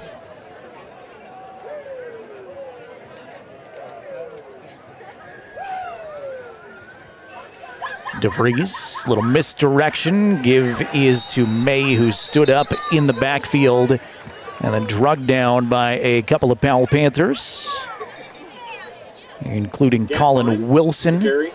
Blackmore with the tackle. This is a nice job to the left side of the Panther defensive line, just to blow up that play in the backfield. Any misdirection, any counteraction is going to take a little bit longer to develop. DeVries looks at Coach Lenhardt to get the play. 3 receivers to his left, 1 to his right, and May with him in the backfield. Sets his feet, looking deep. He's got McIntosh. It's caught. McIntosh ultimately drops the football incomplete. Boy, I thought Nick had that one, and it squirted away right at the last moment. But give a lot of credit to the play design. McIntosh had a couple of steps on his defender, and DeVries put that one in a great spot. Yeah, it was a touch underthrown. McIntosh having to slow down a little bit to reach back behind and get him, but DeVries had a good reason for it. He got just crunched and waited as long as he possibly could to make that throw. I do like on that play design, as you mentioned, Jared, they're planning on using an athlete like McIntosh in a lot of different ways in the passing game. Want to thank Perfect Power for providing our stream. And a timeout asked for by Coach Lenhardt. and the Wolverine coaching staff. Perfect Power supports our athletes on and off the field. Give Perfect Power a call for your electric needs at 332-7184. That again, 332-7184. Thanks to the good folks at Perfect Power allowing us to bring you this video coverage. Good time out there by the Wolverine coaching staff. There was some kind of a formational mix-up there. Not to harp on it, but especially in 0 week, I mean, that's the whole point of having a game against real teams that don't count against or toward the stats, is to work stuff like that out. As those things go, formational mix-up and usual first game issues we haven't seen a whole lot of, and that is, frankly, mostly coaching, just to try to have your team ready and on the same page. That was a situation where one guy was out of place in the backfield, so you take the timeout, try again. It does set up a 3rd and long for the Wolverine offense here. Mentioned some other 3A games going on. Lander is at Cody tonight. 3A Rollins is hosting 2A Burns. Star Valley is at Shelley, Idaho. Evanston is hosting a team out of Utah, Ben Lamond, Utah, and Jackson hosting Teton, Idaho. Tomorrow, Green River will host 2A Mountain View. Mountain View, a very good squad in the 2A ranks. So most 3A teams going through a 0 week contest, and a lot of Fremont County action. I know there were some jamborees, as they like to call them, where you play a quarter against a lot of different teams for other Fremont County teams. Firing across the middle was DeVries, knocked away defensively, I think intended for Gattenbein, who was out there as a receiver, and got a Powell Panther coming up a little slowly, making the play, though. Nicely done defensively, Trevin Abraham, and Abraham has been involved in a lot of plays on defense. That was a right read by DeVries there. What you want to see here is a little bit of a step up as he gets pressure from his left, but did deliver a good ball, just a bit off the fingertips of his receiver. Bring up a 4th and 13, and the Wolverine punt unit is on the field.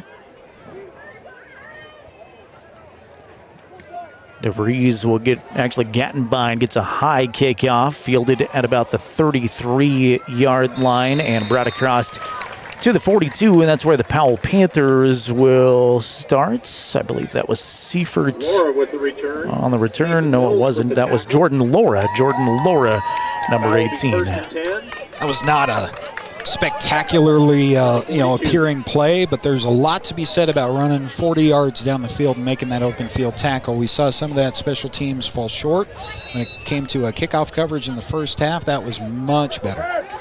8:25 to play third quarter as Powell takes over offensively for the first time in the second half. Running play and a pile-up of Wolverines. That was Seifert on the play. I'm glad the PA announcer had that right away because I didn't see anything in that massive humanity. Already just the first defensive play of the half for Riverton, and you're seeing a better point of attack by the defensive line. I think maybe people talk about halftime adjustments. It might have just been a mental reset. But defensively and on that last punt cover, a lot better defensively for the Wolverines so far. Zarek Prosser in there on the defensive line. Ryan Cox again. Seifert's got a little more space this time. Cox is going to crash in on the play again along with Logan Bowden, who wrestles Seifert to the ground, but not after a gain, or not before a gain of 7 for Cody Seifert. I think you're going to see 58 Dusty Carter come in and force that play back inside, if I have the number right. And there was, again, good penetration there by the Wolverine defensive line, but that was just a very nice play by, I believe, the left tackle there for Powell. Schwann lines up in the shotgun here on this 3rd and 2 play. Will take the snap, now look to throw, rolls to his right. He's got a man right near the line of scrimmage. Excellent defensive coverage over there by the Wolverine secondary, and it's going to bring up a 4th down. For as good an athlete as Schwann is, the quarterback for Powell, I think you're going to see just one extra footwork step there where he had to throw that ball off his right foot. That's difficult for a right-handed quarterback to do. Quarterbacks are all hands and feet. And the difference between a 1st down and a 4th down might have been him trying to throw across his body off his right foot as opposed to the left. means a fourth down chance here for the Riverton defense. It was Gattenbein on the stop last time. Big play here from midfield, 4th and 2. We'll see what the Panthers want to do as they at least appeared to try to get the Wolverines to jump, and now they'll take a timeout. We'll see if Powell comes out and actually kicks this ball. I think they may come out and try to put this one away, which is what you would do if this were a regular season, quote-unquote, game. I think up 18 points early in the second half, come out and run something, try to get that 2 yards and try to force Riverton to move the ball down offensively. So I think, Jared, they might go for this, but we'll see if Powell's coach wants to get a look at their special teams unit here in the 0 week as well. Want to thank Bailey Tire and Auto Service, proud to support our Fremont County athletes. They've got a full-service tire and auto shop at 755 South Federal Boulevard in Riverton and 1305 West Main in Lander. Thanks to Bailey Tire and Auto Service. Also, throw a quick plug out there for the all-new County 10 Sports Podcast. We've had the County 10 Podcast for a while, but the County 10 Sports Podcast, Wyatt Barijka and I will have new episodes every Thursday for you, previewing the upcoming week. And I know Wyatt's got some plans to add some more content, so if you're a podcast fan, you'll find the County 10 Sports Podcast. Out of the timeout, 4th down and 2, as Powell appears that they are going to go for it, as Schwann will take the snap, the designed run. He needed 2. He's going to get 3.5 for a first down. That's difficult to stop. You spread the defense. You have to respect the entire line of scrimmage. You can't leave any of those receivers unchecked or cheat in. And you have a senior quarterback who's a very big guy, very athletic young man who is going to get that more often than not. But you force that 4th down. You do it again and force Powell to make that decision again. Schwann's carried the ball 4 times for 47 yards and a big first down pickup there. Give it to Seifert. Seifert fighting to get back to the line of scrimmage, and man, I love after that first content the way he just keeps his legs moving. That was going to be a loss, then it was going to be no gain, and he just kept driving the pile forward to pick up 2. Yeah, his legs never stop. He's I wouldn't want to tackle him, I'll tell you that, Jared. But as you see here on the Gambles replay, this is a read option where it's a true read. They're reading the far side, and Seifert ends up being the read on the play, and throughout the entire duration of the play, it never goes second level. Give some credit to Riverton's front 4 for showing up in the second half like they didn't to start the game. Schwann threw it behind his intended receiver. Almost a nice play there by Keona Wisniewski. Wisniewski tried to make the adjustment but couldn't quite bring that in. We'll have 3rd and 8. You'll see here Jet throwing the ball just a little bit behind his receiver, but there is no other place for that ball to go. And now again, you got 3rd and long. I am markedly impressed by this Riverton defense. They are playing against Powell's starters. There are no discernible key position backup players in for the Panthers right now, and Riverton looks like an entirely different defensive team. Schwann out of the gun on 3rd down. Fades to throw, pump fake. Now he's got a receiver that's wide open, but a great defensive play by Gattenbein to knock the football away. Pass was intended for Alex Jordan, and Gattenbein laid the hit to knock it incomplete. Your near side corner here for Riverton's going to bite on this hitch. He's going to go in, and this is a beautifully thrown ball. But what makes the play defensively is that secondary, the safety coming in to jar it free. You got to punt this ball, but they're not going to. Powell, they may pooch it, but Powell is going to show Riverton basically what they think of their ability to come back and win this game and go for it right here. Interesting decision right at midfield. Schwann rolling to his left. He's got Stenerson, first down and more. He's inside the 30-yard line and finally pushed out of bounds at the 28. Big 4th down conversion on a gutsy play call by Cody Kistler and the Panthers. Yeah, Schwann finds a nice hole in what appears to be a cover 4, rolling to his left, plan roll out. Nice job resetting his shoulders. There's just flat too much room there on the sideline on a 4th down and 8. And that was a nice throw by the senior. Mark Lenhardt called Trey Stennerson as talented as any receiver in 3A football, and when you need a big 4th and 8, you go the way of Trey Stennerson, you're probably going to be successful. Wisniewski now out of the backfield has a nice first down carry, and he'll pick up, looks like 9.5 on first down. All of these situations are useful educationally here in this first game of the year for Riverton, aside from all the new stuff that the Wolverines are trying to install that we've talked about probably ad nauseum here in this broadcast. But this is something mentally you can check yourself on. This is a bend but don't break kind of a moment. It's clear the Panthers are not kicking this ball. So this is a touchdown or bust for the Wolverine defense. Jordan May had the last Wolverine tackle as Schwann, that kind of typical shotgun formation where he's got a receiver on both sides, airs it towards the end zone, knocked away again by the Wolverine defender there.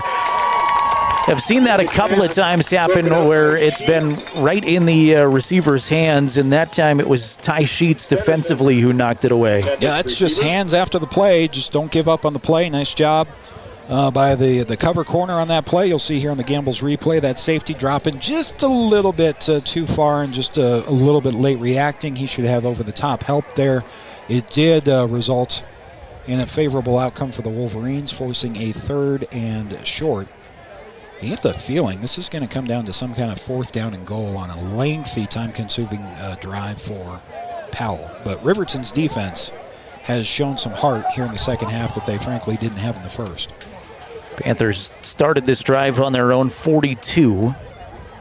Schwann tries to find any sort of room through both his linemen and the defensive line and doesn't find any. In fact, he loses half a yard there, and it's going to set up a 4th down. This has the appearance of an RPO where Schwann looks like he's going to read it, but that he's keeping it the whole way. And to drive an athlete like that back after a counter in the backfield is good coaching, and that's just effort. That's heart from the front 4 of the Riverton Wolverine defensive line have shown a lot. Here we go for the 3rd time this drive, right? The 4th down coming up for Powell. Another big play here in the 3rd quarter as we've seen Powell pick up a 4th and 8 earlier. Can the Wolverines stop him this time? Man in motion. Schwann now rolls to his right. He's under pressure, fires, and gets it to Wisniewski, who picks up another first down to the 10-yard line, and another key 4th down conversion for the Panthers to set up 1st and 10 from the 10. That's a heady senior play. I don't mind this conversion because you see the streaking defender come in here. He's going to make that. That's a heck of a play, even though he misses the tackle. Coming in, and it's just difficult for a mid-level secondary there on that linebacker level to keep that kind of coverage in a zone. That could have easily been a game-altering sack there. That was a great athletic play, even with a missed tackle. 1st and goal, but the stick right at the 10-yard line. Schwann will give it to Seifert. Seifert has a little bit of room, spins at the 5-yard line, and is brought down after a gain of 5. This is a fast-moving 3rd quarter with just one Riverton drive, I believe, and you've seen this Powell drive take forever. Not what you want to see ever on the football field any week, but here in the first game of the year, we have a Wolverine down. Can't see a number, looks like to be one of the interior linemen.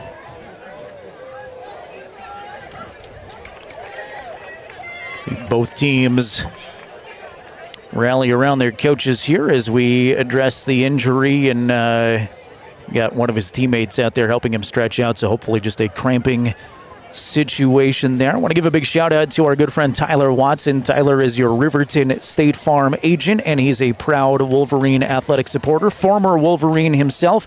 At State Farm, they're ready to protect your future. Call Tyler Watson today, 856-4118. That's 856-4118. Tyler says, go Big Red. We echo that, Tyler, and thank you for your support of Wolverine football here on County 10 and 105.1 Jack FM. Again, I'm Jared Anderson, joined by Scott Fuller. Jason Peterson is our camera operator here from Wolverine Field, and a good turnout of folks. Really pleasant evening for football. We've gone from warm to just a little bit crisp and a light breeze here at Wolverine Field, but it's turned into a really pretty evening as Powell ready to go on 2nd and goal from the 5-yard line. Schwann will give it to Seifert. Seifert right side, barrels his way into the end zone. Touchdown Panthers, as tough to stop Cody Seifert, and another nice gain there for a touchdown from 5 yards out. Counteraction out of a timeout. Nothing too fancy about this one, just counter to the right, and the upperclassman, very big, very talented running back, does the rest for Powell. That was an impressive, despite the outcome, defensive drive compared to the first half, though, for Riverton. Gave up the points, but a lot of good to take away from that drive, more so than any other drive in the game. Extra point good. Jets extra point is good, and that's going to make it 35-10 in favor of the Panthers on the Fremont Chevrolet scoreboard. We have, and I don't want to jinx anybody, but we've only seen good attempted kicks in this one, including the 32-yard kick by Hunter Saltzgaver. It's been a clean PAT contest, which is not always the case in Wyoming High School football, but 35-10 on the Fremont Chevy scoreboard, and it'll be Wolverine football once again with 2:34 to play in the third quarter. I believe the state-long field goal for 3A was kicked by Powell last year against Riverton. 38 yards. I could be making that up, but I believe I saw that stat earlier this week. One of a few key season-leading stat categories that Powell had in that unfortunate first-week matchup against Riverton last year.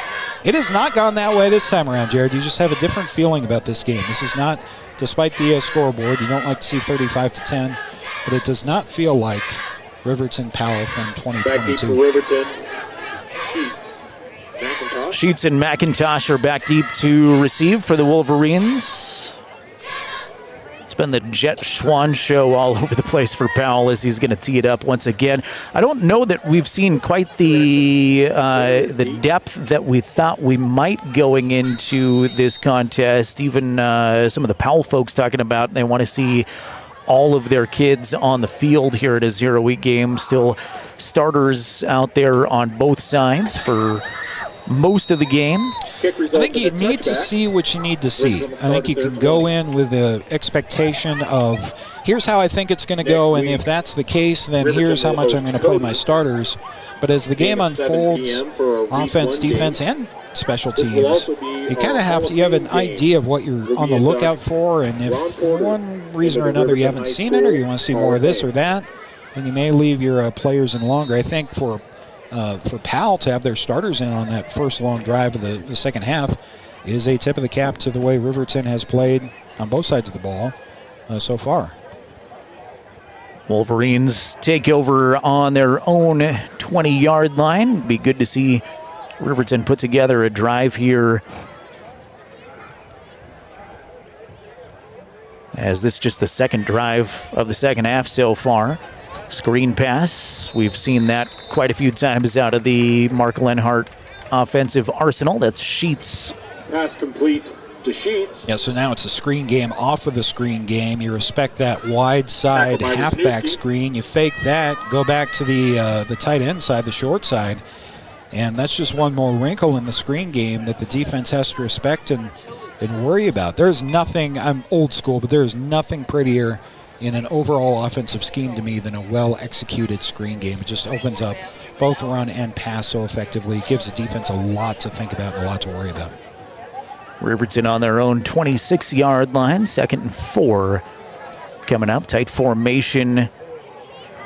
And they'll send one in motion to the backfield as DeVries fakes the pitch. Now he'll throw it past the sticks. First down. Is that McIntosh over there? The tackle on McIntosh. It is McIntosh who picks up a gain of 6. They'll say 5 on the PA. I'll go with that, but it's enough for a first down. DeVries limping off the field right now is going to take a breather. I'm not even sure where McIntosh came off here. You came from streaking across the formation. You had to streak down the far sideline. You fake the pitch, and somehow he finds that intermediate route. DeVries does and delivers a perfectly thrown ball on a nicely run route by McIntosh. DeVries on the sideline, though, having just a little too much of whatever's been bothering him since really the first series of the game with his lower body injury.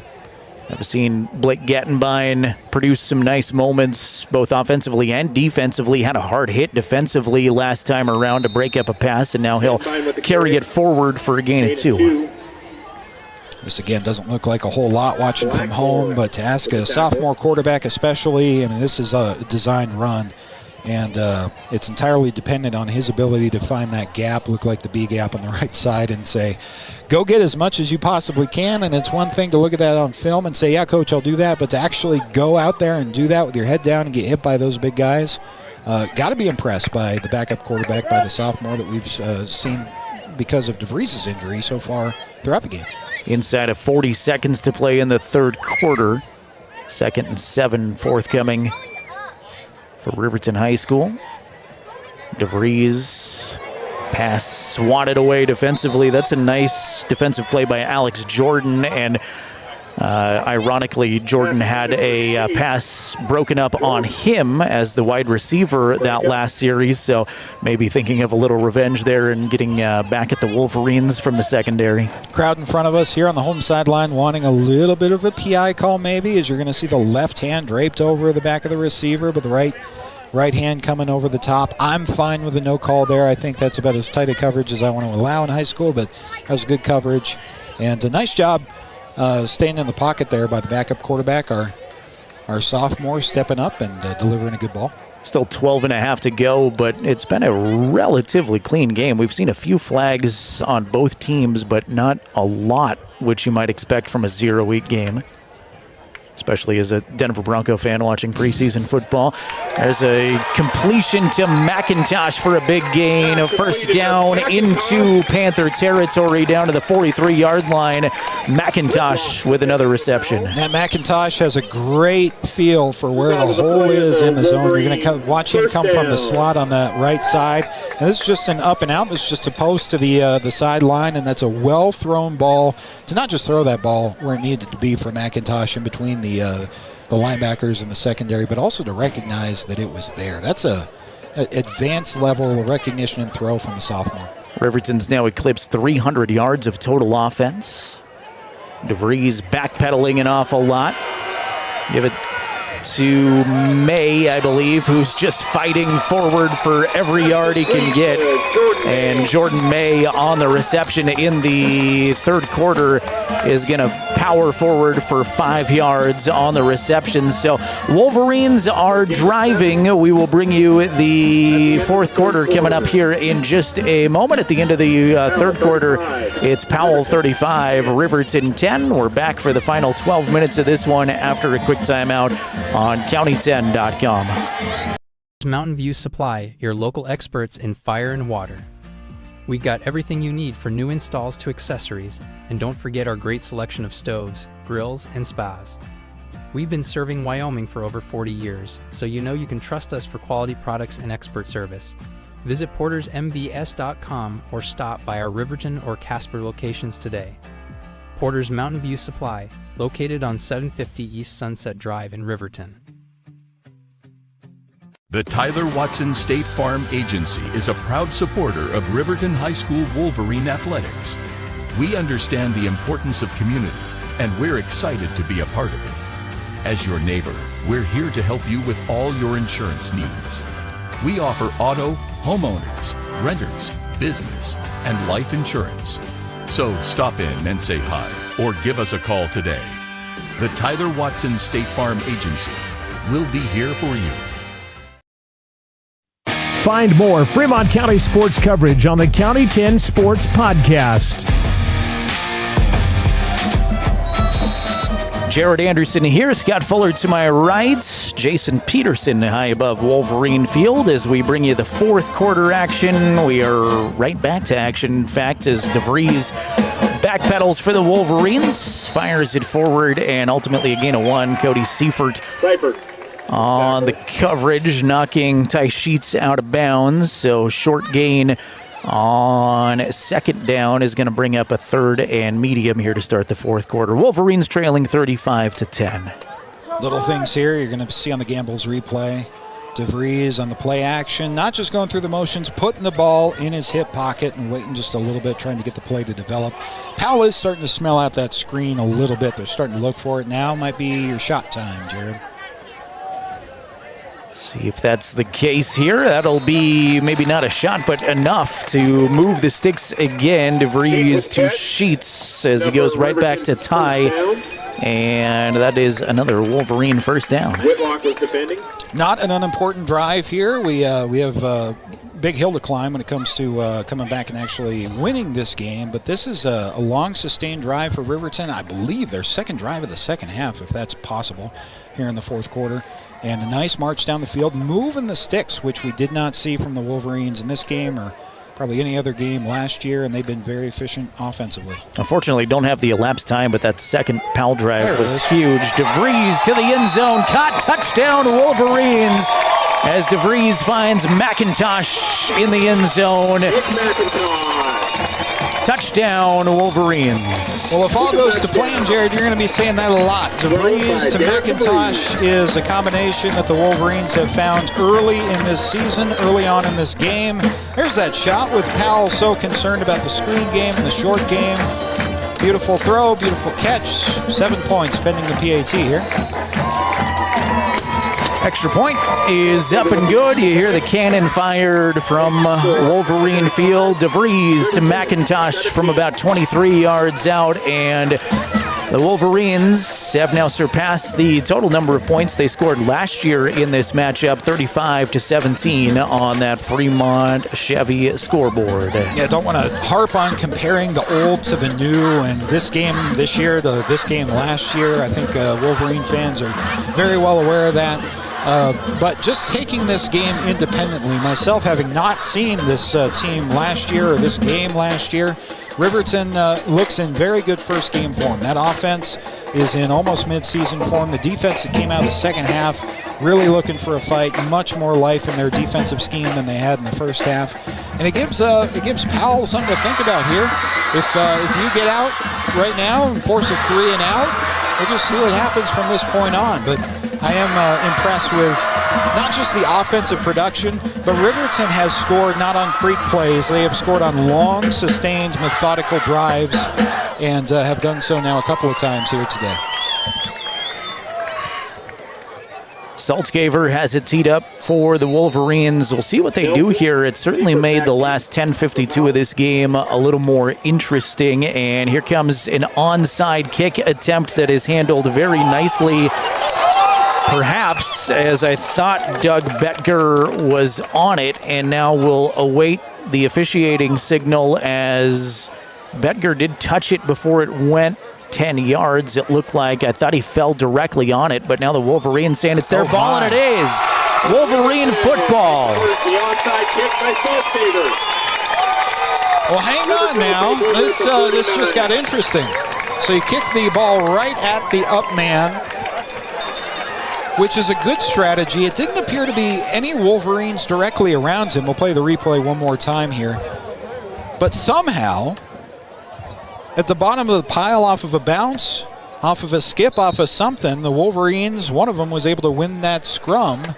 Plenty of time left here, and the Wolverines down 35-17. Need a 4-play touchdown drive right here. And one of the better starting field positions for the Wolverines all night at their own 48. DeVries wants it all. He's got McIntosh completed and down to the 15, and the Wolverine fans are on their feet.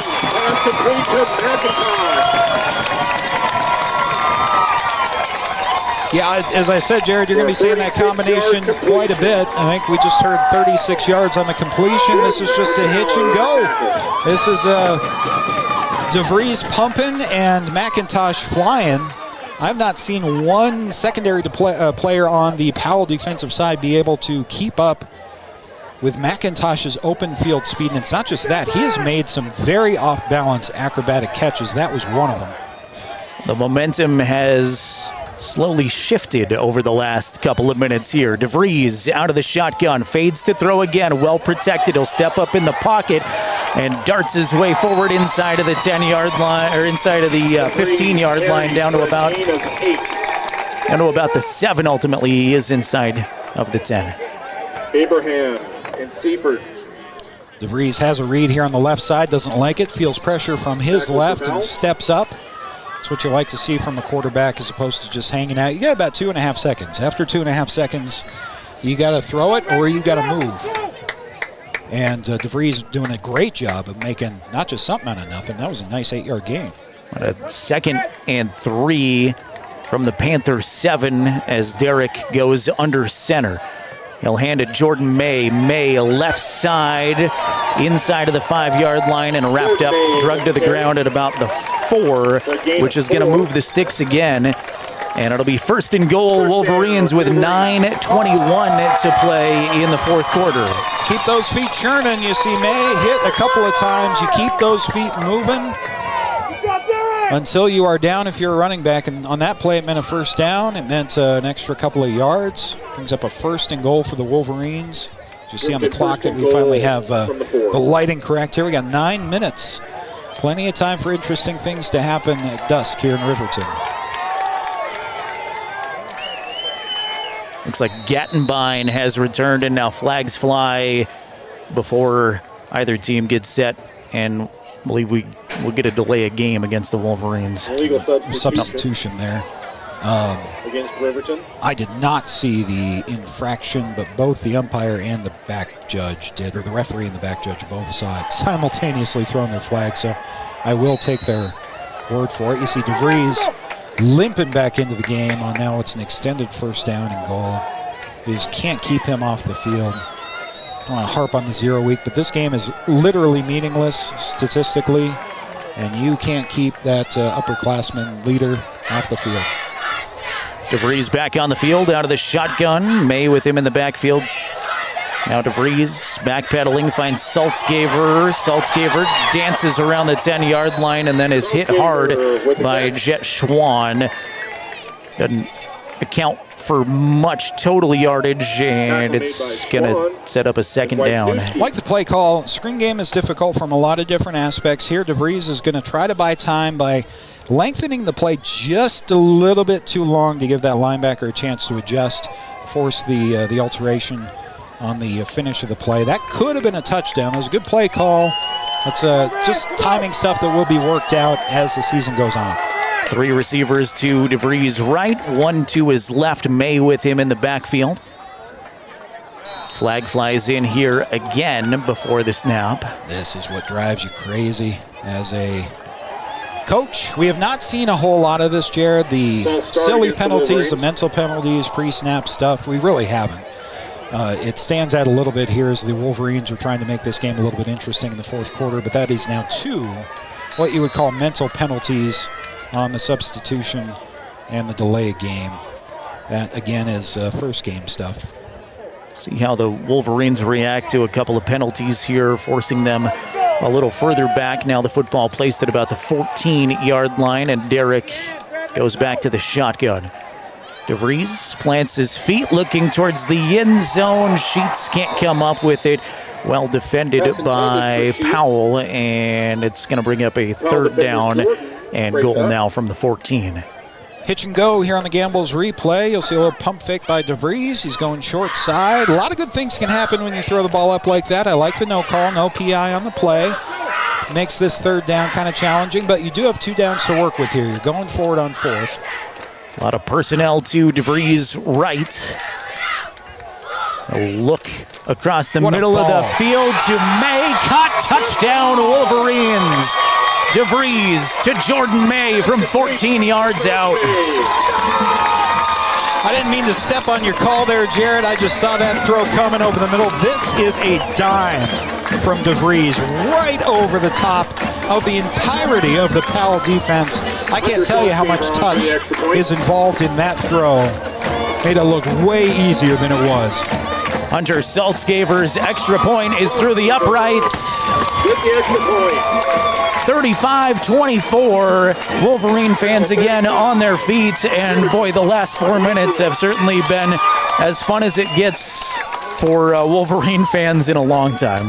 Yeah, I mean, this is life. This is what an offense looks like when it has a beating heart to it. When you have faith that on any given possession, your offense is going to convert a couple of first downs and maybe even march down the field to the end zone. I don't think you try the onside here, Jared. I think you have to treat this as a coaching staff just like a regular season game. You're going to get one of those, maybe a season. You're going to get one of those definitely in a game. Powell's going to be ready for any kind of squib or onside, so I would turn it over to your defense. They had a great, long, sustained touchdown drive that they did allow the touchdown in, but they look so different to me in the second half on that drive than they did in the first. I would trust them. I would kick it deep and give them a shot to make a play. At the 2:34 mark of the third quarter, Powell scored on a Cody Seifert touchdown to put them up 35-10. This Wolverine team has done the opposite of rolling over and has fought themselves back into it. Coach Lenhardt said he wants to see effort for 48 minutes. And he is getting that so far. 7:18 to play. It is a two-possession game at 35-24. Powell on top on the Fremont Chevy scoreboard. Schultz gave her another onside kick. Is coming. This time it appears it is fielded cleanly by Dawson Griffin. And Griffin, a little more of a hands guy potentially up there making the play. Although I thought Doug Bettger did the right thing last time around. Just lost it as he fell to the turf. Dawson Griffin gathers that in safely at midfield for the Panthers. You're not going to see any linemen on the front line of the kick coverage or the kick return after the Wolverines are able to successfully do that. So it worked once. You give it another shot. Now the defense does have a shot with a shorter field to make a statement here. Still time for interesting things to happen with 7:16 to play. Jet Schwann will hand to Cody Seifert, and stopping Seifert would be mission number one, I would think, here with limited time remaining as he gets a healthy gain of 6, maybe 7 on first down. It's a right tackle, Wyatt Blackmore here for Powell. That's going to turn this from a loss into a gain of about 7, as you mentioned there, Jared. Sealing that edge, allowing Seifert for a cutback. Yeah, stopping him, easier said than done. It's not a whole lot of secret what Powell wants to do with this drive, but stopping it's a different thing. Here's Seifert again, left side, flag flies in this time. He picks up about 3. And we'll check the penalty marker first. It's a hold, and I think you're going to see the center here on that counter action try to cheat just a little bit. I think that was the call. Yeah, it was a hold on Powell, so that'll back him up 10 from, it looks like the 44. Helps the Wolverines quite a bit, obviously. This is now a passing situation where Powell might give it off to Seifert one more time, but if Riverton, that front 4 stands up, Panthers may have to throw this. Did see Cody Seifert just check out of the ball game. He came up a little bit sore on that play and took him an extra minute to get back up, but he was able to bounce up on his own 2 feet, which was good to see. And I'm quite sure the way he ran off that we'll see him again real soon. 2nd and 14, 6:20 to play in the ball game. 35-24, Powell on top of Riverton, and some Wolverine momentum this quarter. Time is on the side of the Panthers, though. Wisniewski will go straight ahead and pick up 6 on second down. It's all right. That's what you're looking for. That's a chunk that you don't want to give up typically as an average for sure. But all you're looking for here is a third down passing situation, which the Wolverine defense has forced. So now you're making Powell make a decision right now. Am I going to go for it on 4th down? And in the meantime, what do I do here? I think you probably try that run game one more time and see where you end up. Wolverine front 4 are going to decide this next 2 minutes. It's a very interesting 3rd and 8 coming up right here. Schwann under center, faked to Wisniewski. Now he's got it across the sticks to Trevin Abraham. Abraham picks up the first down and a little bit more, and that's a big conversion for the Panthers. Yeah, give credit to the play design here. Everybody in the building expecting a 3rd down run, perhaps, and there are a couple of wide open receiving options for Schwann right there on the boot side. Does give a little breathing room here with the clock ticking, just over 5 to go to the Powell Panthers. Unofficially have Jet 9 for 15, 141 yards passing, and has made big plays through the air when he's had to. He's relied on those great running backs as Wisniewski gets another large chunk right near the sticks, another 10-yard run, and here comes a flag at the end of the play. Late flag. And in the offensive backfield. There is a flag.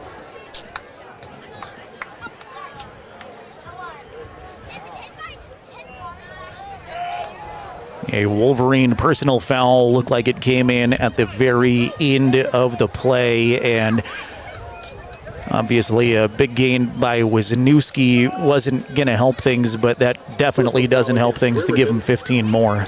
No, it didn't see the indication on what the personal foul was. Didn't appear to be a face mask. If that's a mental penalty, if that's a frustration penalty, can't be doing that in situations like this late in the fourth quarter. But again, this is something that will, one of many things that the coaching staff will have next week to work on. Clock will run inside of 5 minutes. Bailey Tire and Auto post-game show coming up. We'll select our player of the game, made possible by Tyler Watson at State Farm. I think there's a few candidates from this Riverton squad that have performed very well. Keona Wisniewski's got a lot of space, and he's in for the Panther touchdown. Another late flag flies as Wisniewski into the end zone. I'm going to say I think this flag is going to be against the Wolverines after the play, as we've got one very heated Wolverine making his way off the field. Yeah, we got to watch that. Football is it's an unsportsmanlike on the Wolverines, as you say there, Jared. Football, a game of emotions. It's how you channel that emotion that, or how you don't channel it, I guess. It becomes harmful to your team. Take a look one more time on that. Fans of the run game will just appreciate the right side of this offensive line. Beautiful hole, first level, second level, and touchdown. I think we've got a new kicker on who knocks it through the uprights. Extra point is good. Scores Powell 42. I did not catch a name. That may be Julian Frost out there. I wanted to say that was 89 kicking, but I've got an 88 and a 99, so it could be Julian Frost or Landon Hernandez. Either way, the kick was good. Former teacher and coach and announcer, Ron Porter. So to your point earlier in the broadcast, Jared, Coach Lenhardt talking about playing to the last whistle. This is that moment for everyone else that's on the field, the offensive line, the entire offense, as you get the ball back. May not come back and win this football game, but you don't let off the gas. Still plenty to work on here. May see some underclassmen into the game for both sides, especially I would imagine Powell gets some defensive subs in there to give their guys some game experience. But there is not a second of any football game that can't be valuable. And it sounds like that was something that was preached to the Wolverines in practice all this week.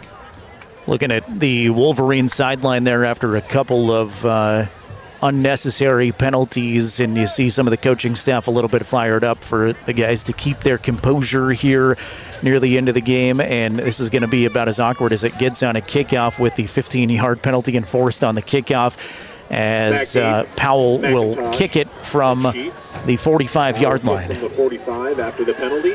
This does look a little weird, doesn't it? You can see a lot of kickoffs on this side of the 50. Don't need an onside kick, but this would be a perfect place on the field to do it if you needed one. And they will kicked it out of bounds. Kick it deep out of the end zone. And it'll be Wolverine football at their own 20. Invite you out to Wolverine Field next Friday. It'll be a 7 o'clock kickoff as Riverton takes on the Cody Bronx, another tough team from northern Wyoming that has high expectations this season. It's going to be Hall of Fame night here at Wolverine Field as they'll induct the late former Riverton coach Ron Porter into the Wolverine Athletics Hall of Fame. So a big night for community support, and the week 1 game, this one has felt like it's had quite a bit of meaning despite being a 0-week game, but week 1 officially next Friday. Well, I hope you watching at home, wherever you happen to be watching here on this Friday night, I hope you've seen enough from the Wolverines that you may come out next Friday. There's something to watch this year.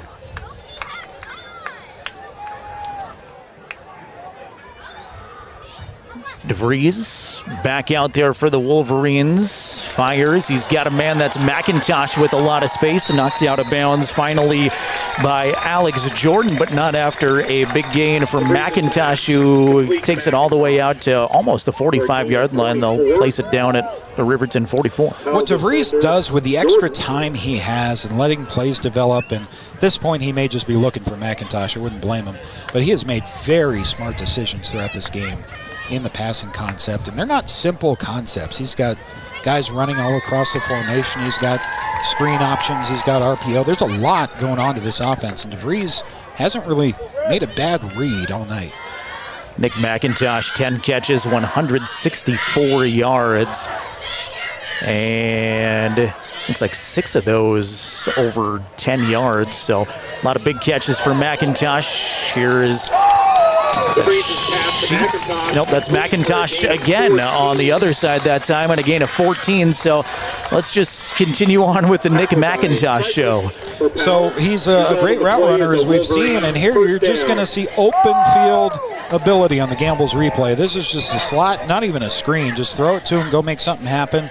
The next 12 yards of that play are his open field ball carrier ability. He is like I said, a dark horse. He's not a name that I had heard coming into this game, Jared. Maybe you had. But he is a utilitarian, do-it-all offensive weapon for Riverton. DeVries out of the shotgun, has a pair of receivers to either side. Set his feet at the 50-yard line. Check down to Jordan May, who's going to end up getting hit right away and losing 3.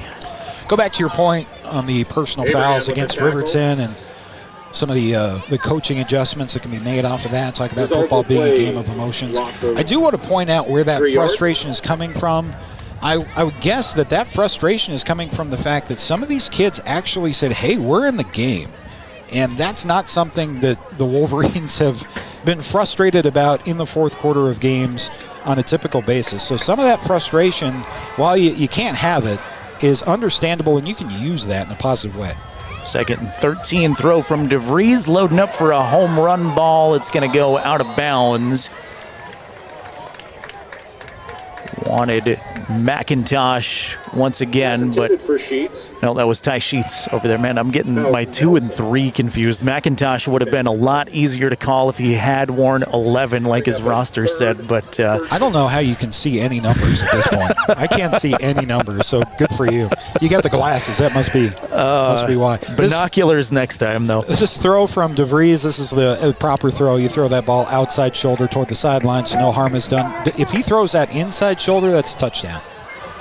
3:02 to play in the contest. 3rd down and 13 for Riverton. DeVries has trips to his left, one receiver to his right. He will look to that right side. That was intended for Sheets, and a nice job to knock it away. Caden Nelson with good coverage for the Panthers. Great break on the ball there from Nelson. As you say, Jared, that just a little tiny bit behind his receiver.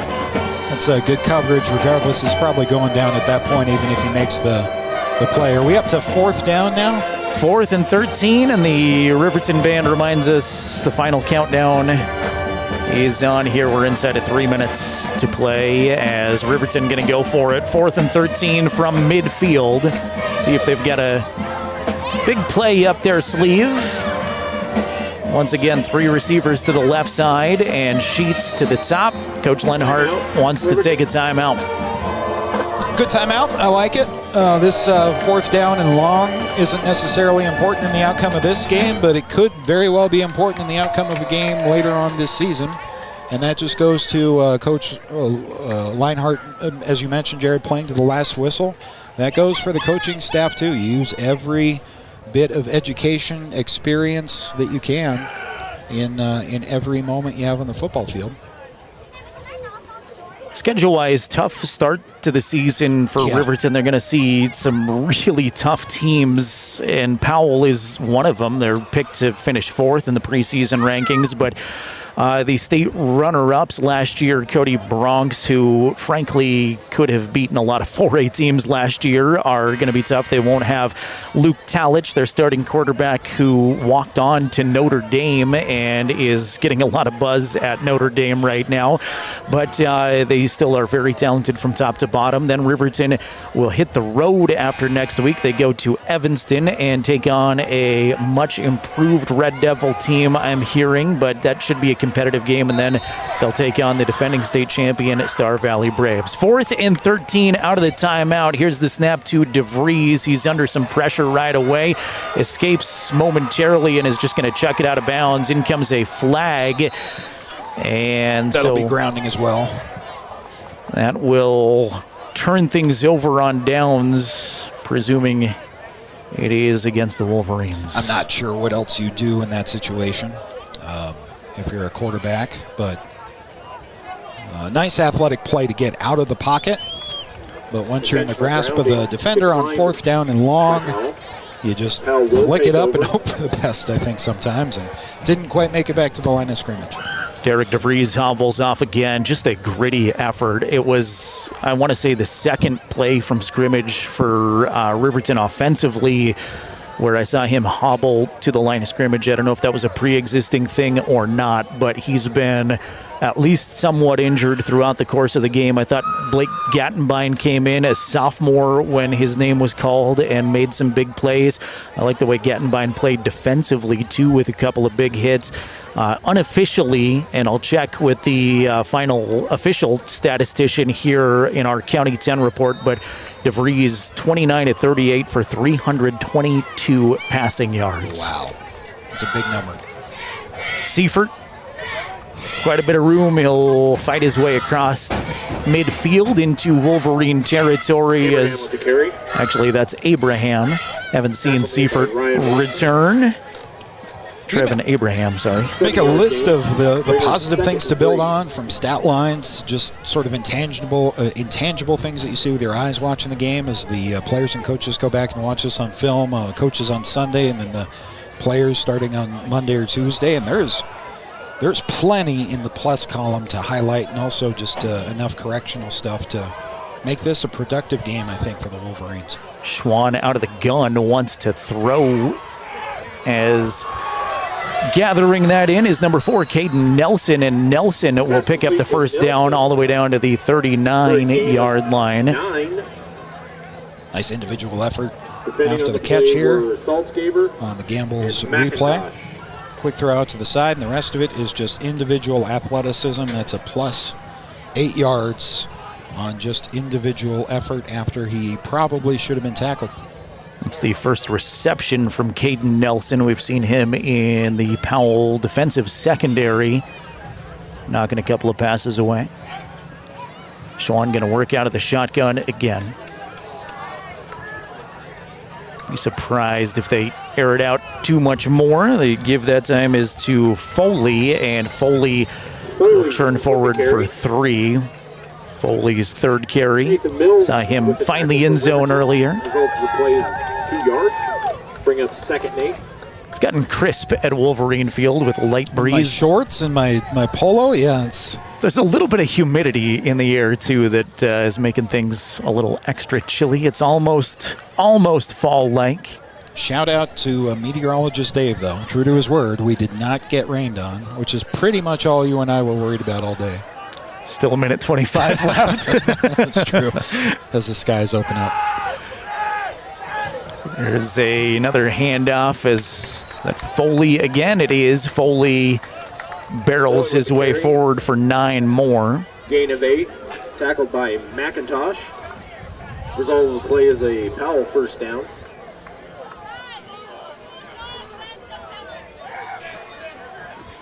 Foley adding to his stats as we close in on 1 minute remaining. Again, the Bailey Tire and Auto postgame show is due up in moments. We will invite Coach Lenhardt up. I'm interested to get Coach's impressions of this one. Stick around for that conversation here on our County10.com stream. And looks like the victory formation from the Panthers here is there's a kneel down from Jet Schwann, and Looks like our final score is going to be Powell 42, Riverton 24. A round of applause. Bit of a standing ovation, smattering here and there from the home side, near side crowd, and I would argue, Jared, well-deserved. You want to see yourself on the right side of that scoreboard, but where this program has been compared to where it's going, I think there's a lot of reason to be hopeful after the 0-week game, playing a very experienced, very well-coached, very put-together Powell Panthers team. There's a reason to look forward to next Friday.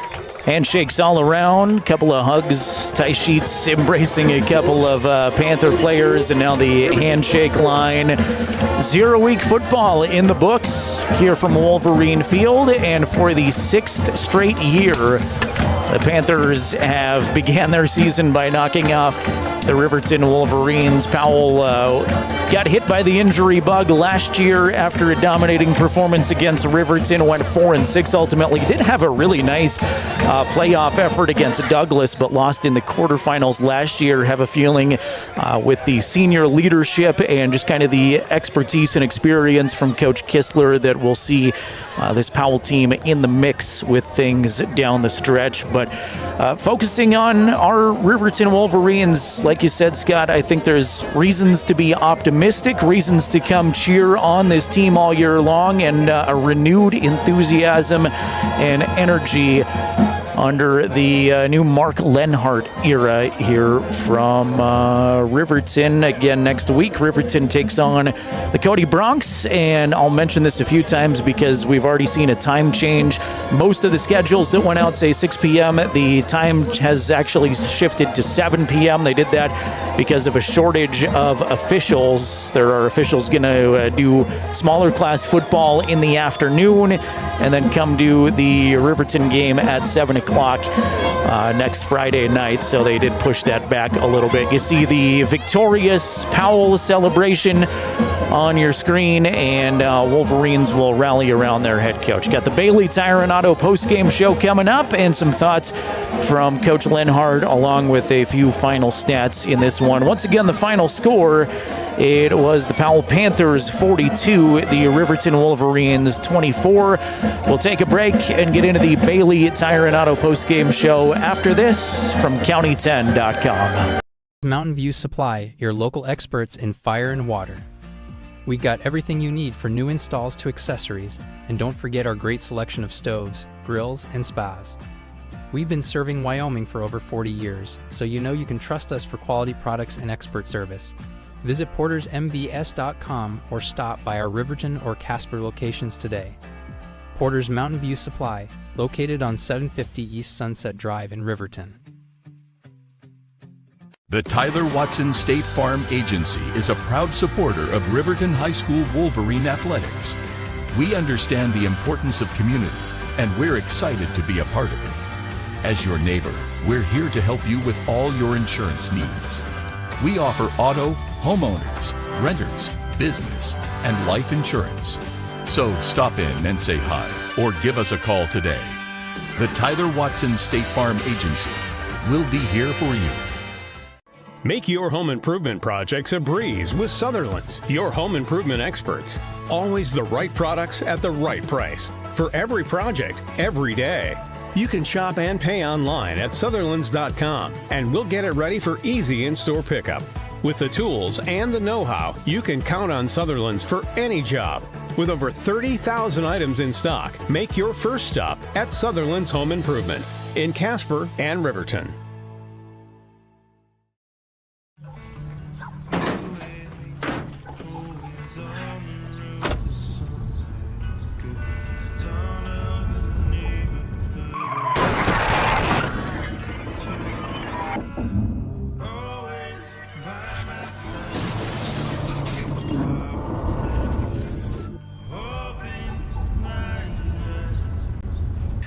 Why do we enforce seatbelt laws?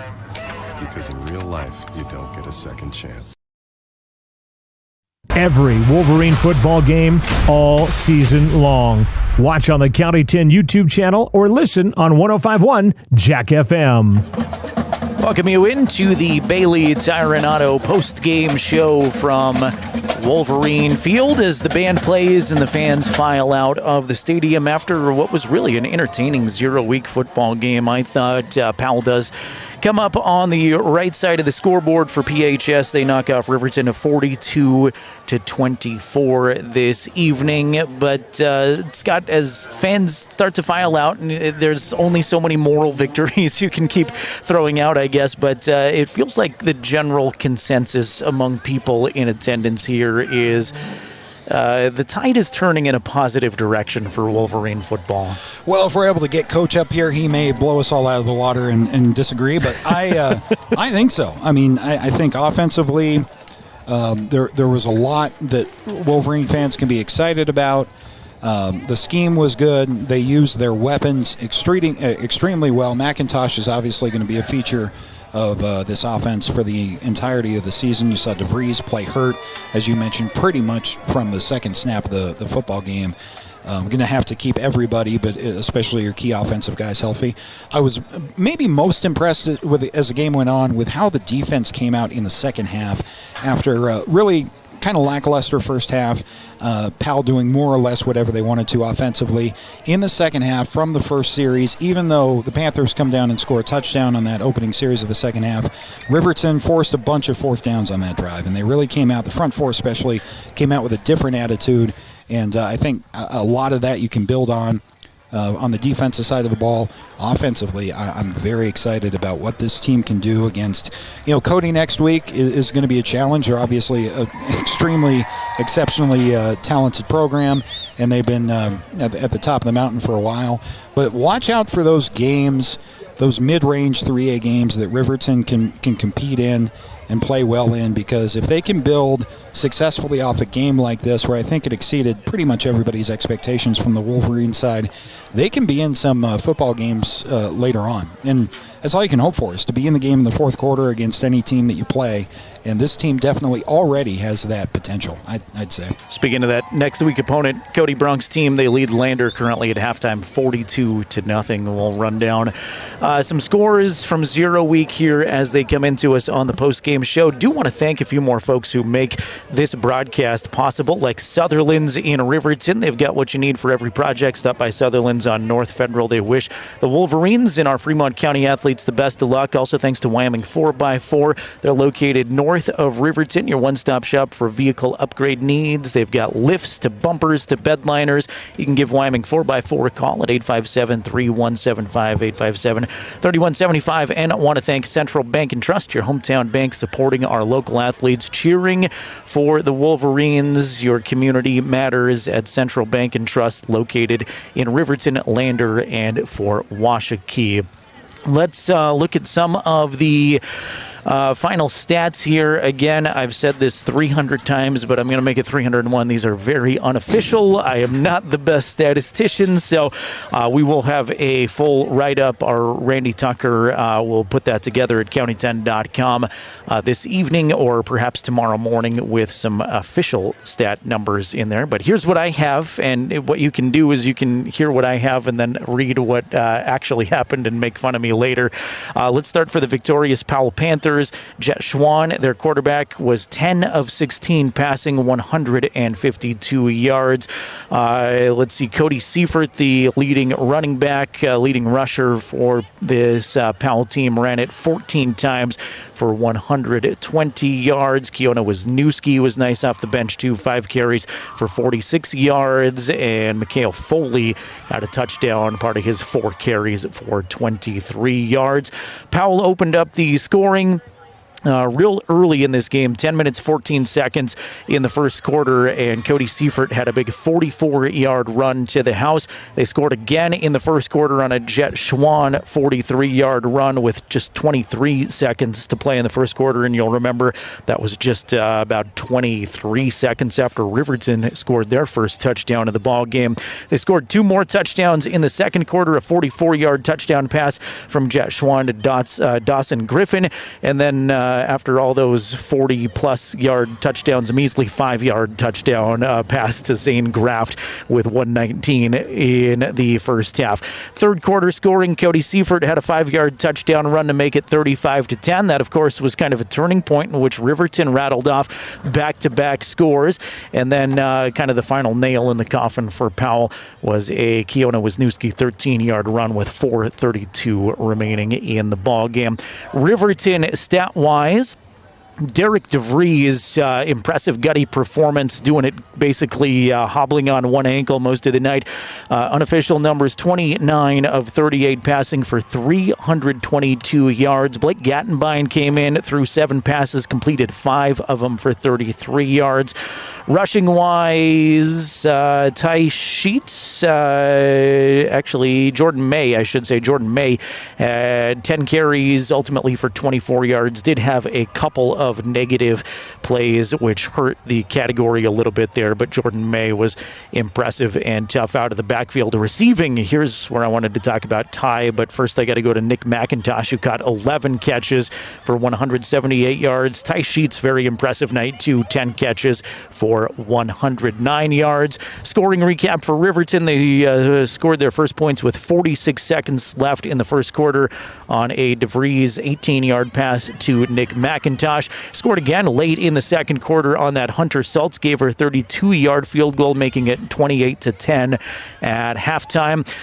With 10:52 to play in the third quarter, or in the fourth quarter, I should say, the fourth quarter mark, 10:52 fourth quarter, it was DeVries to McIntosh from 23 yards out, and then with 7:18 to play, DeVries found Jordan May on a reception from 14 yards out. So ultimately, Derek DeVries, very impressive, 29 of 38, 322 yards, and 3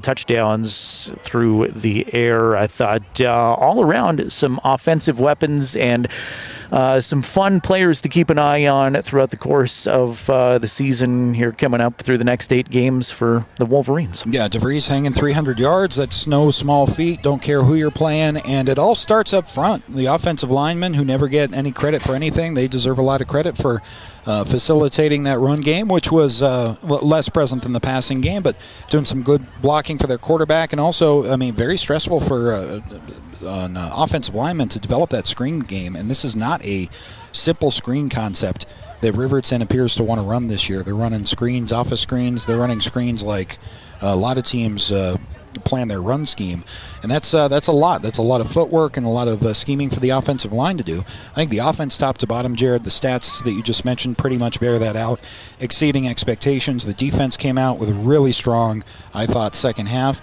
and just as we mentioned during the broadcast, a lot to build on, and plenty that you can go back and look on film on Sunday and Monday and say these are the couple of key areas we got to focus on for Cody, and just keep doing what we're doing well and go from there.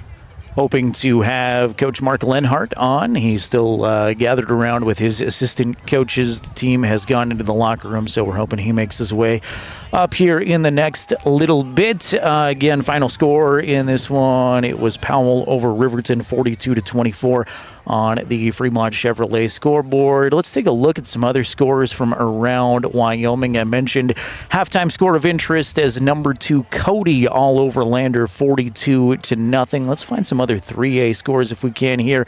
Also at half, Rollins is playing an interclass game with 2A Burns, and Rollins out in front 27-0 against Burns, which is a little bit of a surprise that it's that lopsided, I would say, with a strong program out of Burns the last few years. The top-rated team in 3A football, Star Valley, is playing Shelley, Idaho. They lead in the second quarter 27-7. These are all courtesy of wyopreps.com, by the way. Halftime, Evanston trails Ben Lamond, Utah, 20-7. And it's Teton, Idaho, leading Jackson 27-7. It looks like 4A scores are all complete except for, actually there's 2 that are not complete yet. Rock Springs and Kelly Walsh hasn't quite gone final, but Rock Springs is up 42-7 late in the fourth quarter. Third quarter action, Natrona leads Laramie 7-0, so a defensive slugfest there, it looks like, between NC and the Plainsmen in the third quarter. Final scores from 4A, and in Class 4A, these games do count for the records for stats. Number 1 in 4A, defending state champs Cheyenne East knocked off Campbell County 49-12. Number 2, Sheridan knocked off number 5 Cheyenne Central 26-7, and it was number 4 Thunder Basin beating Cheyenne South 56-10. Let's take another time out here along the County 10 Sports Network as we will get some words here, hopefully, from Coach Lenhardt in just a little bit. Once again, the final score, Powell 42, Riverton 24. We're back with you in just a couple of moments on county10.com. Mountain View Supply, your local experts in fire and water. We got everything you need for new installs to accessories, and don't forget our great selection of stoves, grills, and spas. We've been serving Wyoming for over 40 years, so you know you can trust us for quality products and expert service. Visit portersmbs.com or stop by our Riverton or Casper locations today. Porter's Mountain View Supply, located on 750 East Sunset Drive in Riverton. The Tyler Watson State Farm Agency is a proud supporter of Riverton High School Wolverine athletics. We understand the importance of community, and we're excited to be a part of it. As your neighbor, we're here to help you with all your insurance needs. We offer auto, homeowners, renters, business, and life insurance. So stop in and say hi or give us a call today. The Tyler Watson State Farm Agency will be here for you. Make your home improvement projects a breeze with Sutherland's, your home improvement experts. Always the right products at the right price for every project, every day. You can shop and pay online at Sutherlands.com, and we'll get it ready for easy in-store pickup. With the tools and the know-how, you can count on Sutherlands for any job. With over 30,000 items in stock, make your first stop at Sutherland's Home Improvement in Casper and Riverton.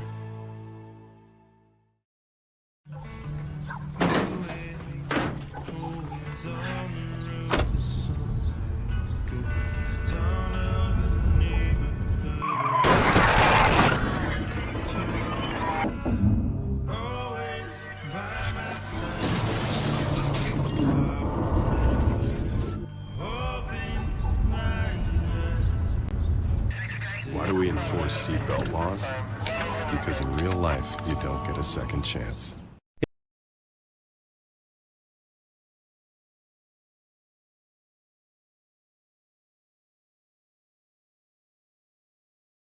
Watch the Wolverines on the County 10 YouTube page. This is the Bailey Tire and Auto post-game show. Your tire experts. They've got 3 great pit stop locations in Riverton and a pit stop location in Lander as well, plus that delicious Speedway Cafe. Thanks to Bailey Tire and Auto for making our post-game show possible. We've got just a few more minutes before Coach joins us here, and the other order of business we have is to select our player of the game. Your player of the game going to be brought to you by our good buddy Tyler Watson from State Farm in Riverton all season long. Tyler is a proud Wolverine alum. He's proud to support Riverton athletics, and at State Farm, they're ready to protect your future. You can call Tyler at 856-4118. That's 856-4118. And Scott, you and I were just talking off microphone a little bit, but there's a few contenders we have for the player of the game. Yeah, I think offensively you have to look at DeVries, how he played with so much heart. Starting quarterback for the Wolverines, just could not keep him off the field for the 0-week game, even after he was injured on what appeared to be the second play of the Wolverines game here, and an injury lower leg we hope is nothing serious that he appeared to anyway on a punt. That he, again, made himself, but would not stay off the field but for a couple of tapings on the sideline. You have to look at McIntosh, who just do-it-all receiver from the slot. He's going to be a huge presence for the Wolverines offensively, but I think in this particular game, given the way things unfold, I think we're going to go in a different direction.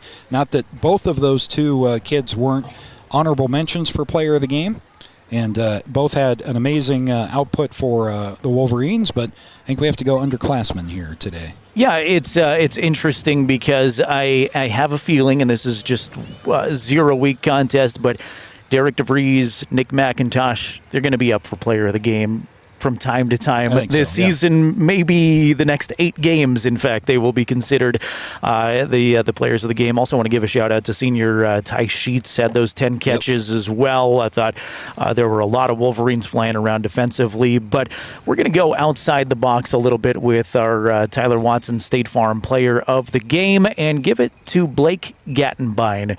Gattenbein, a sophomore, came in a couple of series offensively and filled in nicely for the injured Derek DeVries. Had a big 20-yard completion, one of his first throws, picking up a first down. Ultimately went 5 of 7 for 33 yards throwing the football. But what was equally as impressive was his output defensively. Had a couple of plays where he deflected passes, prevented receivers from catching the football. So I thought it was an outstanding effort by the sophomore and a bright future because this sophomore class appears to be really good for Riverton. They've got some big freshmen, but congratulations to Blake Gattenbein, our Tyler Watson State Farm player of the game. Yeah, and as a backup quarterback with limited practice time, coaches try to balance those reps between the first string and the second string, but it doesn't work out that way typically, and for him to step in and have a complete understanding of the offense from the way things looked up here, made a couple of big throws, made a couple of great observation, key defensive plays. He's going to be a contributor defensively, hopefully more so than offensively as the backup quarterback. You always want your starters to be healthy.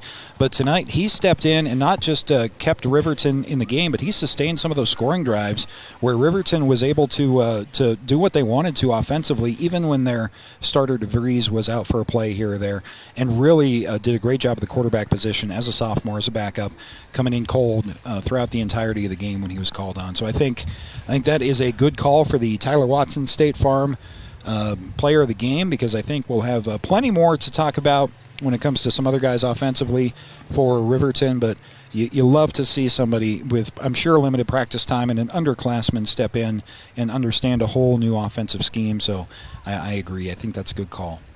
Again, we're waiting for Coach Lenhardt. He'll join us here in just a few moments. Invite you out to Wolverine Field next Friday as the Wolverines host the Cody Bronx. If there was ever a time to encourage a big turnout of fans to potentially affect the game and come support your Wolverines, it would definitely be against a team like Cody. That is a 7 o'clock kickoff. We'll go on the air with our Porter's Tailgate Show about 6:30 here on county10.com and our radio coverage on 105.1 Jack FM. Let's take one more time out. When we come back, we hope to be joined by the coach of the Wolverines. Again, the final score in 0-week football, it was Powell 42, Riverton 24. We're back to close out the Bailey Tire and Auto postgame show after this on county10.com. Mountain View Supply, your local experts in fire and water. We've got everything you need for new installs to accessories, and don't forget our great selection of stoves, grills, and spas. We've been serving Wyoming for over 40 years, so you know you can trust us for quality products and expert service. Visit portersmbs.com or stop by our Riverton or Casper locations today. Porter's Mountain View Supply, located on 750 East Sunset Drive in Riverton. The Tyler Watson State Farm Agency is a proud supporter of Riverton High School Wolverine athletics. We understand the importance of community, and we're excited to be a part of it. As your neighbor, we're here to help you with all your insurance needs.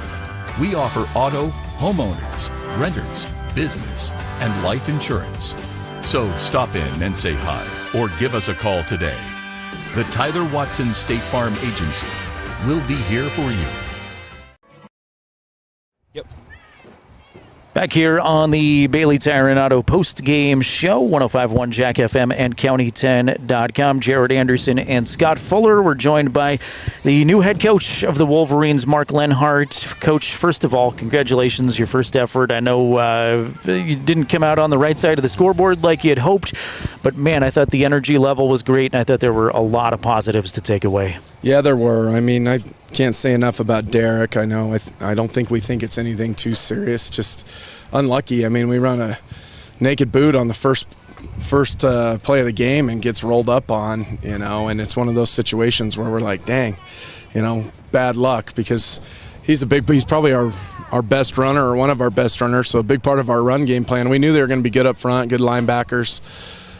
Part of our plan was to probably try and, run him a little more and get an extra blocker at the point of attack. And when that went away, our run game got a little more limited. But give the kids credit. I thought offensively we moved the ball well. But the realities is the truth is, and people might not want to hear it, they probably got 4 or 5 dudes better than our best guy in terms of physicality, in terms of a running back. And we do not get that sort of simulation in practice tackling guys like that. So I'm hoping, as the season moves on and we play these really, really tough teams out here in the West, that we can learn to get these guys on the ground, because they're tough and they're physical. But, I think at the end of the day, we're not going to win a lot of football games throwing it 40 times a game. We got to find a way to be more physical in the run game. We got to be able to stop the run better. And in the second half, I thought we fought there early, but we gave up, 3 4th downs on that one drive and just can't get off the field, and those are things that we've got to try and fix and correct, but we'll work at it, and we've only had 2 weeks of practice, but we're still learning how to practice. We're still learning the importance of practice. We're still learning the violent physical nature you have to play to win football games, and hopefully we can work on that. But one thing is, and I use the radio after the game to talk to people. If you want your kids to be good football players, the weight room has got to be a priority to the nines. I mean, some of our guys I don't think really started lifting weights until this summer, and it shows. You look at those Powell kids; they're put together, they're strong, and so we've got to make a commitment. It's a 365-day-a-year job to lift weights, and if you want to be successful and with these physical teams in the 3A West, and hopefully we can improve on that. We're going to have to, or we're not going to win a lot of football games. 100%. And Coach, back to that scoring drive in the first drive of the second half, I noticed from up here a marked difference in the determination, in the character of the defense. Granted, they gave up the touchdown, but you forced all those 4th downs. Did you see the defense progress at all throughout the game? I did. I think we played better. We had one error where we played. Number 10 is such a problem. I mean, he's probably one of the best kids out there, and so we had and again, losing Derek on D hurts, because what we've been working on, the second guys just haven't got a ton of reps, but we were playing a coverage where we were doubling him basically, and one of the new guys who came in the game just took his eye. I mean, we're playing cover 0, no safety help, trying to get guys down in the box to stop the run, and we just didn't read our key, and we were staring in the backfield and we got beat, and so hopefully we can find a way to fix some of that. But, those are things where you just get it a game in, you get it on tape, and the real sign is going to be, how we improve from here. But Cody's no joke. I mean, we're going to have to play, but I think the guys shouldn't hang their head at all. I mean, I didn't look at the stats, but we did some really good things. But physicality is going to it's been a point of emphasis all fall camp, and it may not have looked like it tonight, but we're trying. We're tackling in practice. We're going live. We're trying to hit. We're trying to do things. But we got some of that's just going to be weight room, determination, getting off blocks, and we just got to flag it tougher. And folks at home got to demand, you got kids coming up in the program. You got to demand more toughness out of your kids. Like, this can't just be the ushy-gushy feel-good stories, And so for the ones who are coming up, that's just the truth. We got to be more physical, and we got to breathe that into our culture here, because the realities are, I don't think Riverton football has been very physical for the last 15 years, truthfully. They've been able to score some points at times, but defenses have never been real good, and we're just not very tough. So we've got to continue to get there. But hopefully we get, it's not going to get changed in 2 weeks, but we got to keep moving forward. I'm going to go back to some of the ushy-gushy feel-good stuff here for a second. The tempo of the offense and just kind of the enthusiasm around this program does feel like it is turning in the right direction. And I said this on the broadcast too, but Coach Kistler's been over there 4 years. I think he's got a lot of seniors returning, and Powell's going to be a very great good team. Junior class. You guys are still basically learning each other's names at this point, so you got to feel pretty good about that effort and that energy. Yep. No, I do. And that's, one thing you guys will find pretty candid when I come up here for the most part, but I'm pleased with how we played. I'm pleased with how we competed. I'm pleased that we played the full 48 minutes. But like I said, we've just got to continue to work on being physical. But it was a step in the right direction, and I think if we can move the ball like that in the East Conference, we'll have a chance to win some games. But we just got to keep working on the fundamentals and getting better, because at the end of the day, you can't screen your way down the field. You can't throw your way down the field. You can't smoke and mirror your way down the field. At some point, you have to be able to line up and just beat somebody. And so we're going to work on that. I thought Nick and Ty have the potential to be as good as it gets as kind of a 1-2 receiver combo. It's fun to see weapons like that. Yeah, no, they did a great job. And like I said, you don't know until you coach a game, but I thought they really competed hard, and there was a lot of really good things. And Nick's such a good kid. I know he felt terrible about dropping that slant and go, but, he had a great game. He made a lot of plays, and, that's one of those situations where we just keep going and keep swinging and keep grinding. We play a JV game in Cody on Monday. Our freshmen beat Powell today, which was awesome to see that we found a way to win, and those guys hit, and they're being physical. And so we'll just keep working at it and getting better. You go back to practice, and that tough Cody team's staring at you next week. What do you work on in practice? Well, Cody's really good, but right now I'm more focused on us. I think that, fundamentally we've got to be better to have ourselves to have a chance. And, Coach McFadden will watch tape, and he's going to have a plan for some of the stuff we showed tonight. He does a hell of a job. So, we're going to have to get back to the drawing board. But like I said, right now our best defense needs to maybe be our offense for a little while. And then with that, we got to be able to run the football a little bit better, slow the game down, play a little more at our tempo to get to where we need to be. But still thrilled with Derek and the guts he showed, and I thought the receivers played great, and there were some really, really good things tonight. Coach, congratulations! A lot of fun to watch. A lot of good, a lot of improvement. I'm sure that you have to do, but it was fun to watch, fun to call, and congrats on your first game. Yeah, no, thanks a bunch, guys. I appreciate that. Thanks for the coverage. Appreciate your time. Thank you, Coach Mark Lenhardt, the Wolverine head coach, joining us here on the Bailey Tire and Auto post-game show. Appreciate you. Again, final score in this one: Powell knocking off the Wolverines at 42-24. Fun game, and fun to be back here for zero-week football. Already looking forward to next Friday. Yeah, Jared, thank you for having me and letting me be a part of the broadcast. There's nowhere else I'd rather be. Doesn't matter what light you're under on a Friday night. Doesn't get a whole lot better than this. We get a great weather evening for it. I'm sure it'll be just like this every single game that we do. No snow, no rain. And I do think I like some of Coach's comments there after the game about physicality and building things from the ground up. I think fans need to realize it's a process. But for step one of the process, I think there is a lot to be excited about and a lot to look forward to from this Riverton Wolverines team. No secret, Cody's tough next week, but come on out and support your Wolverines for a home game.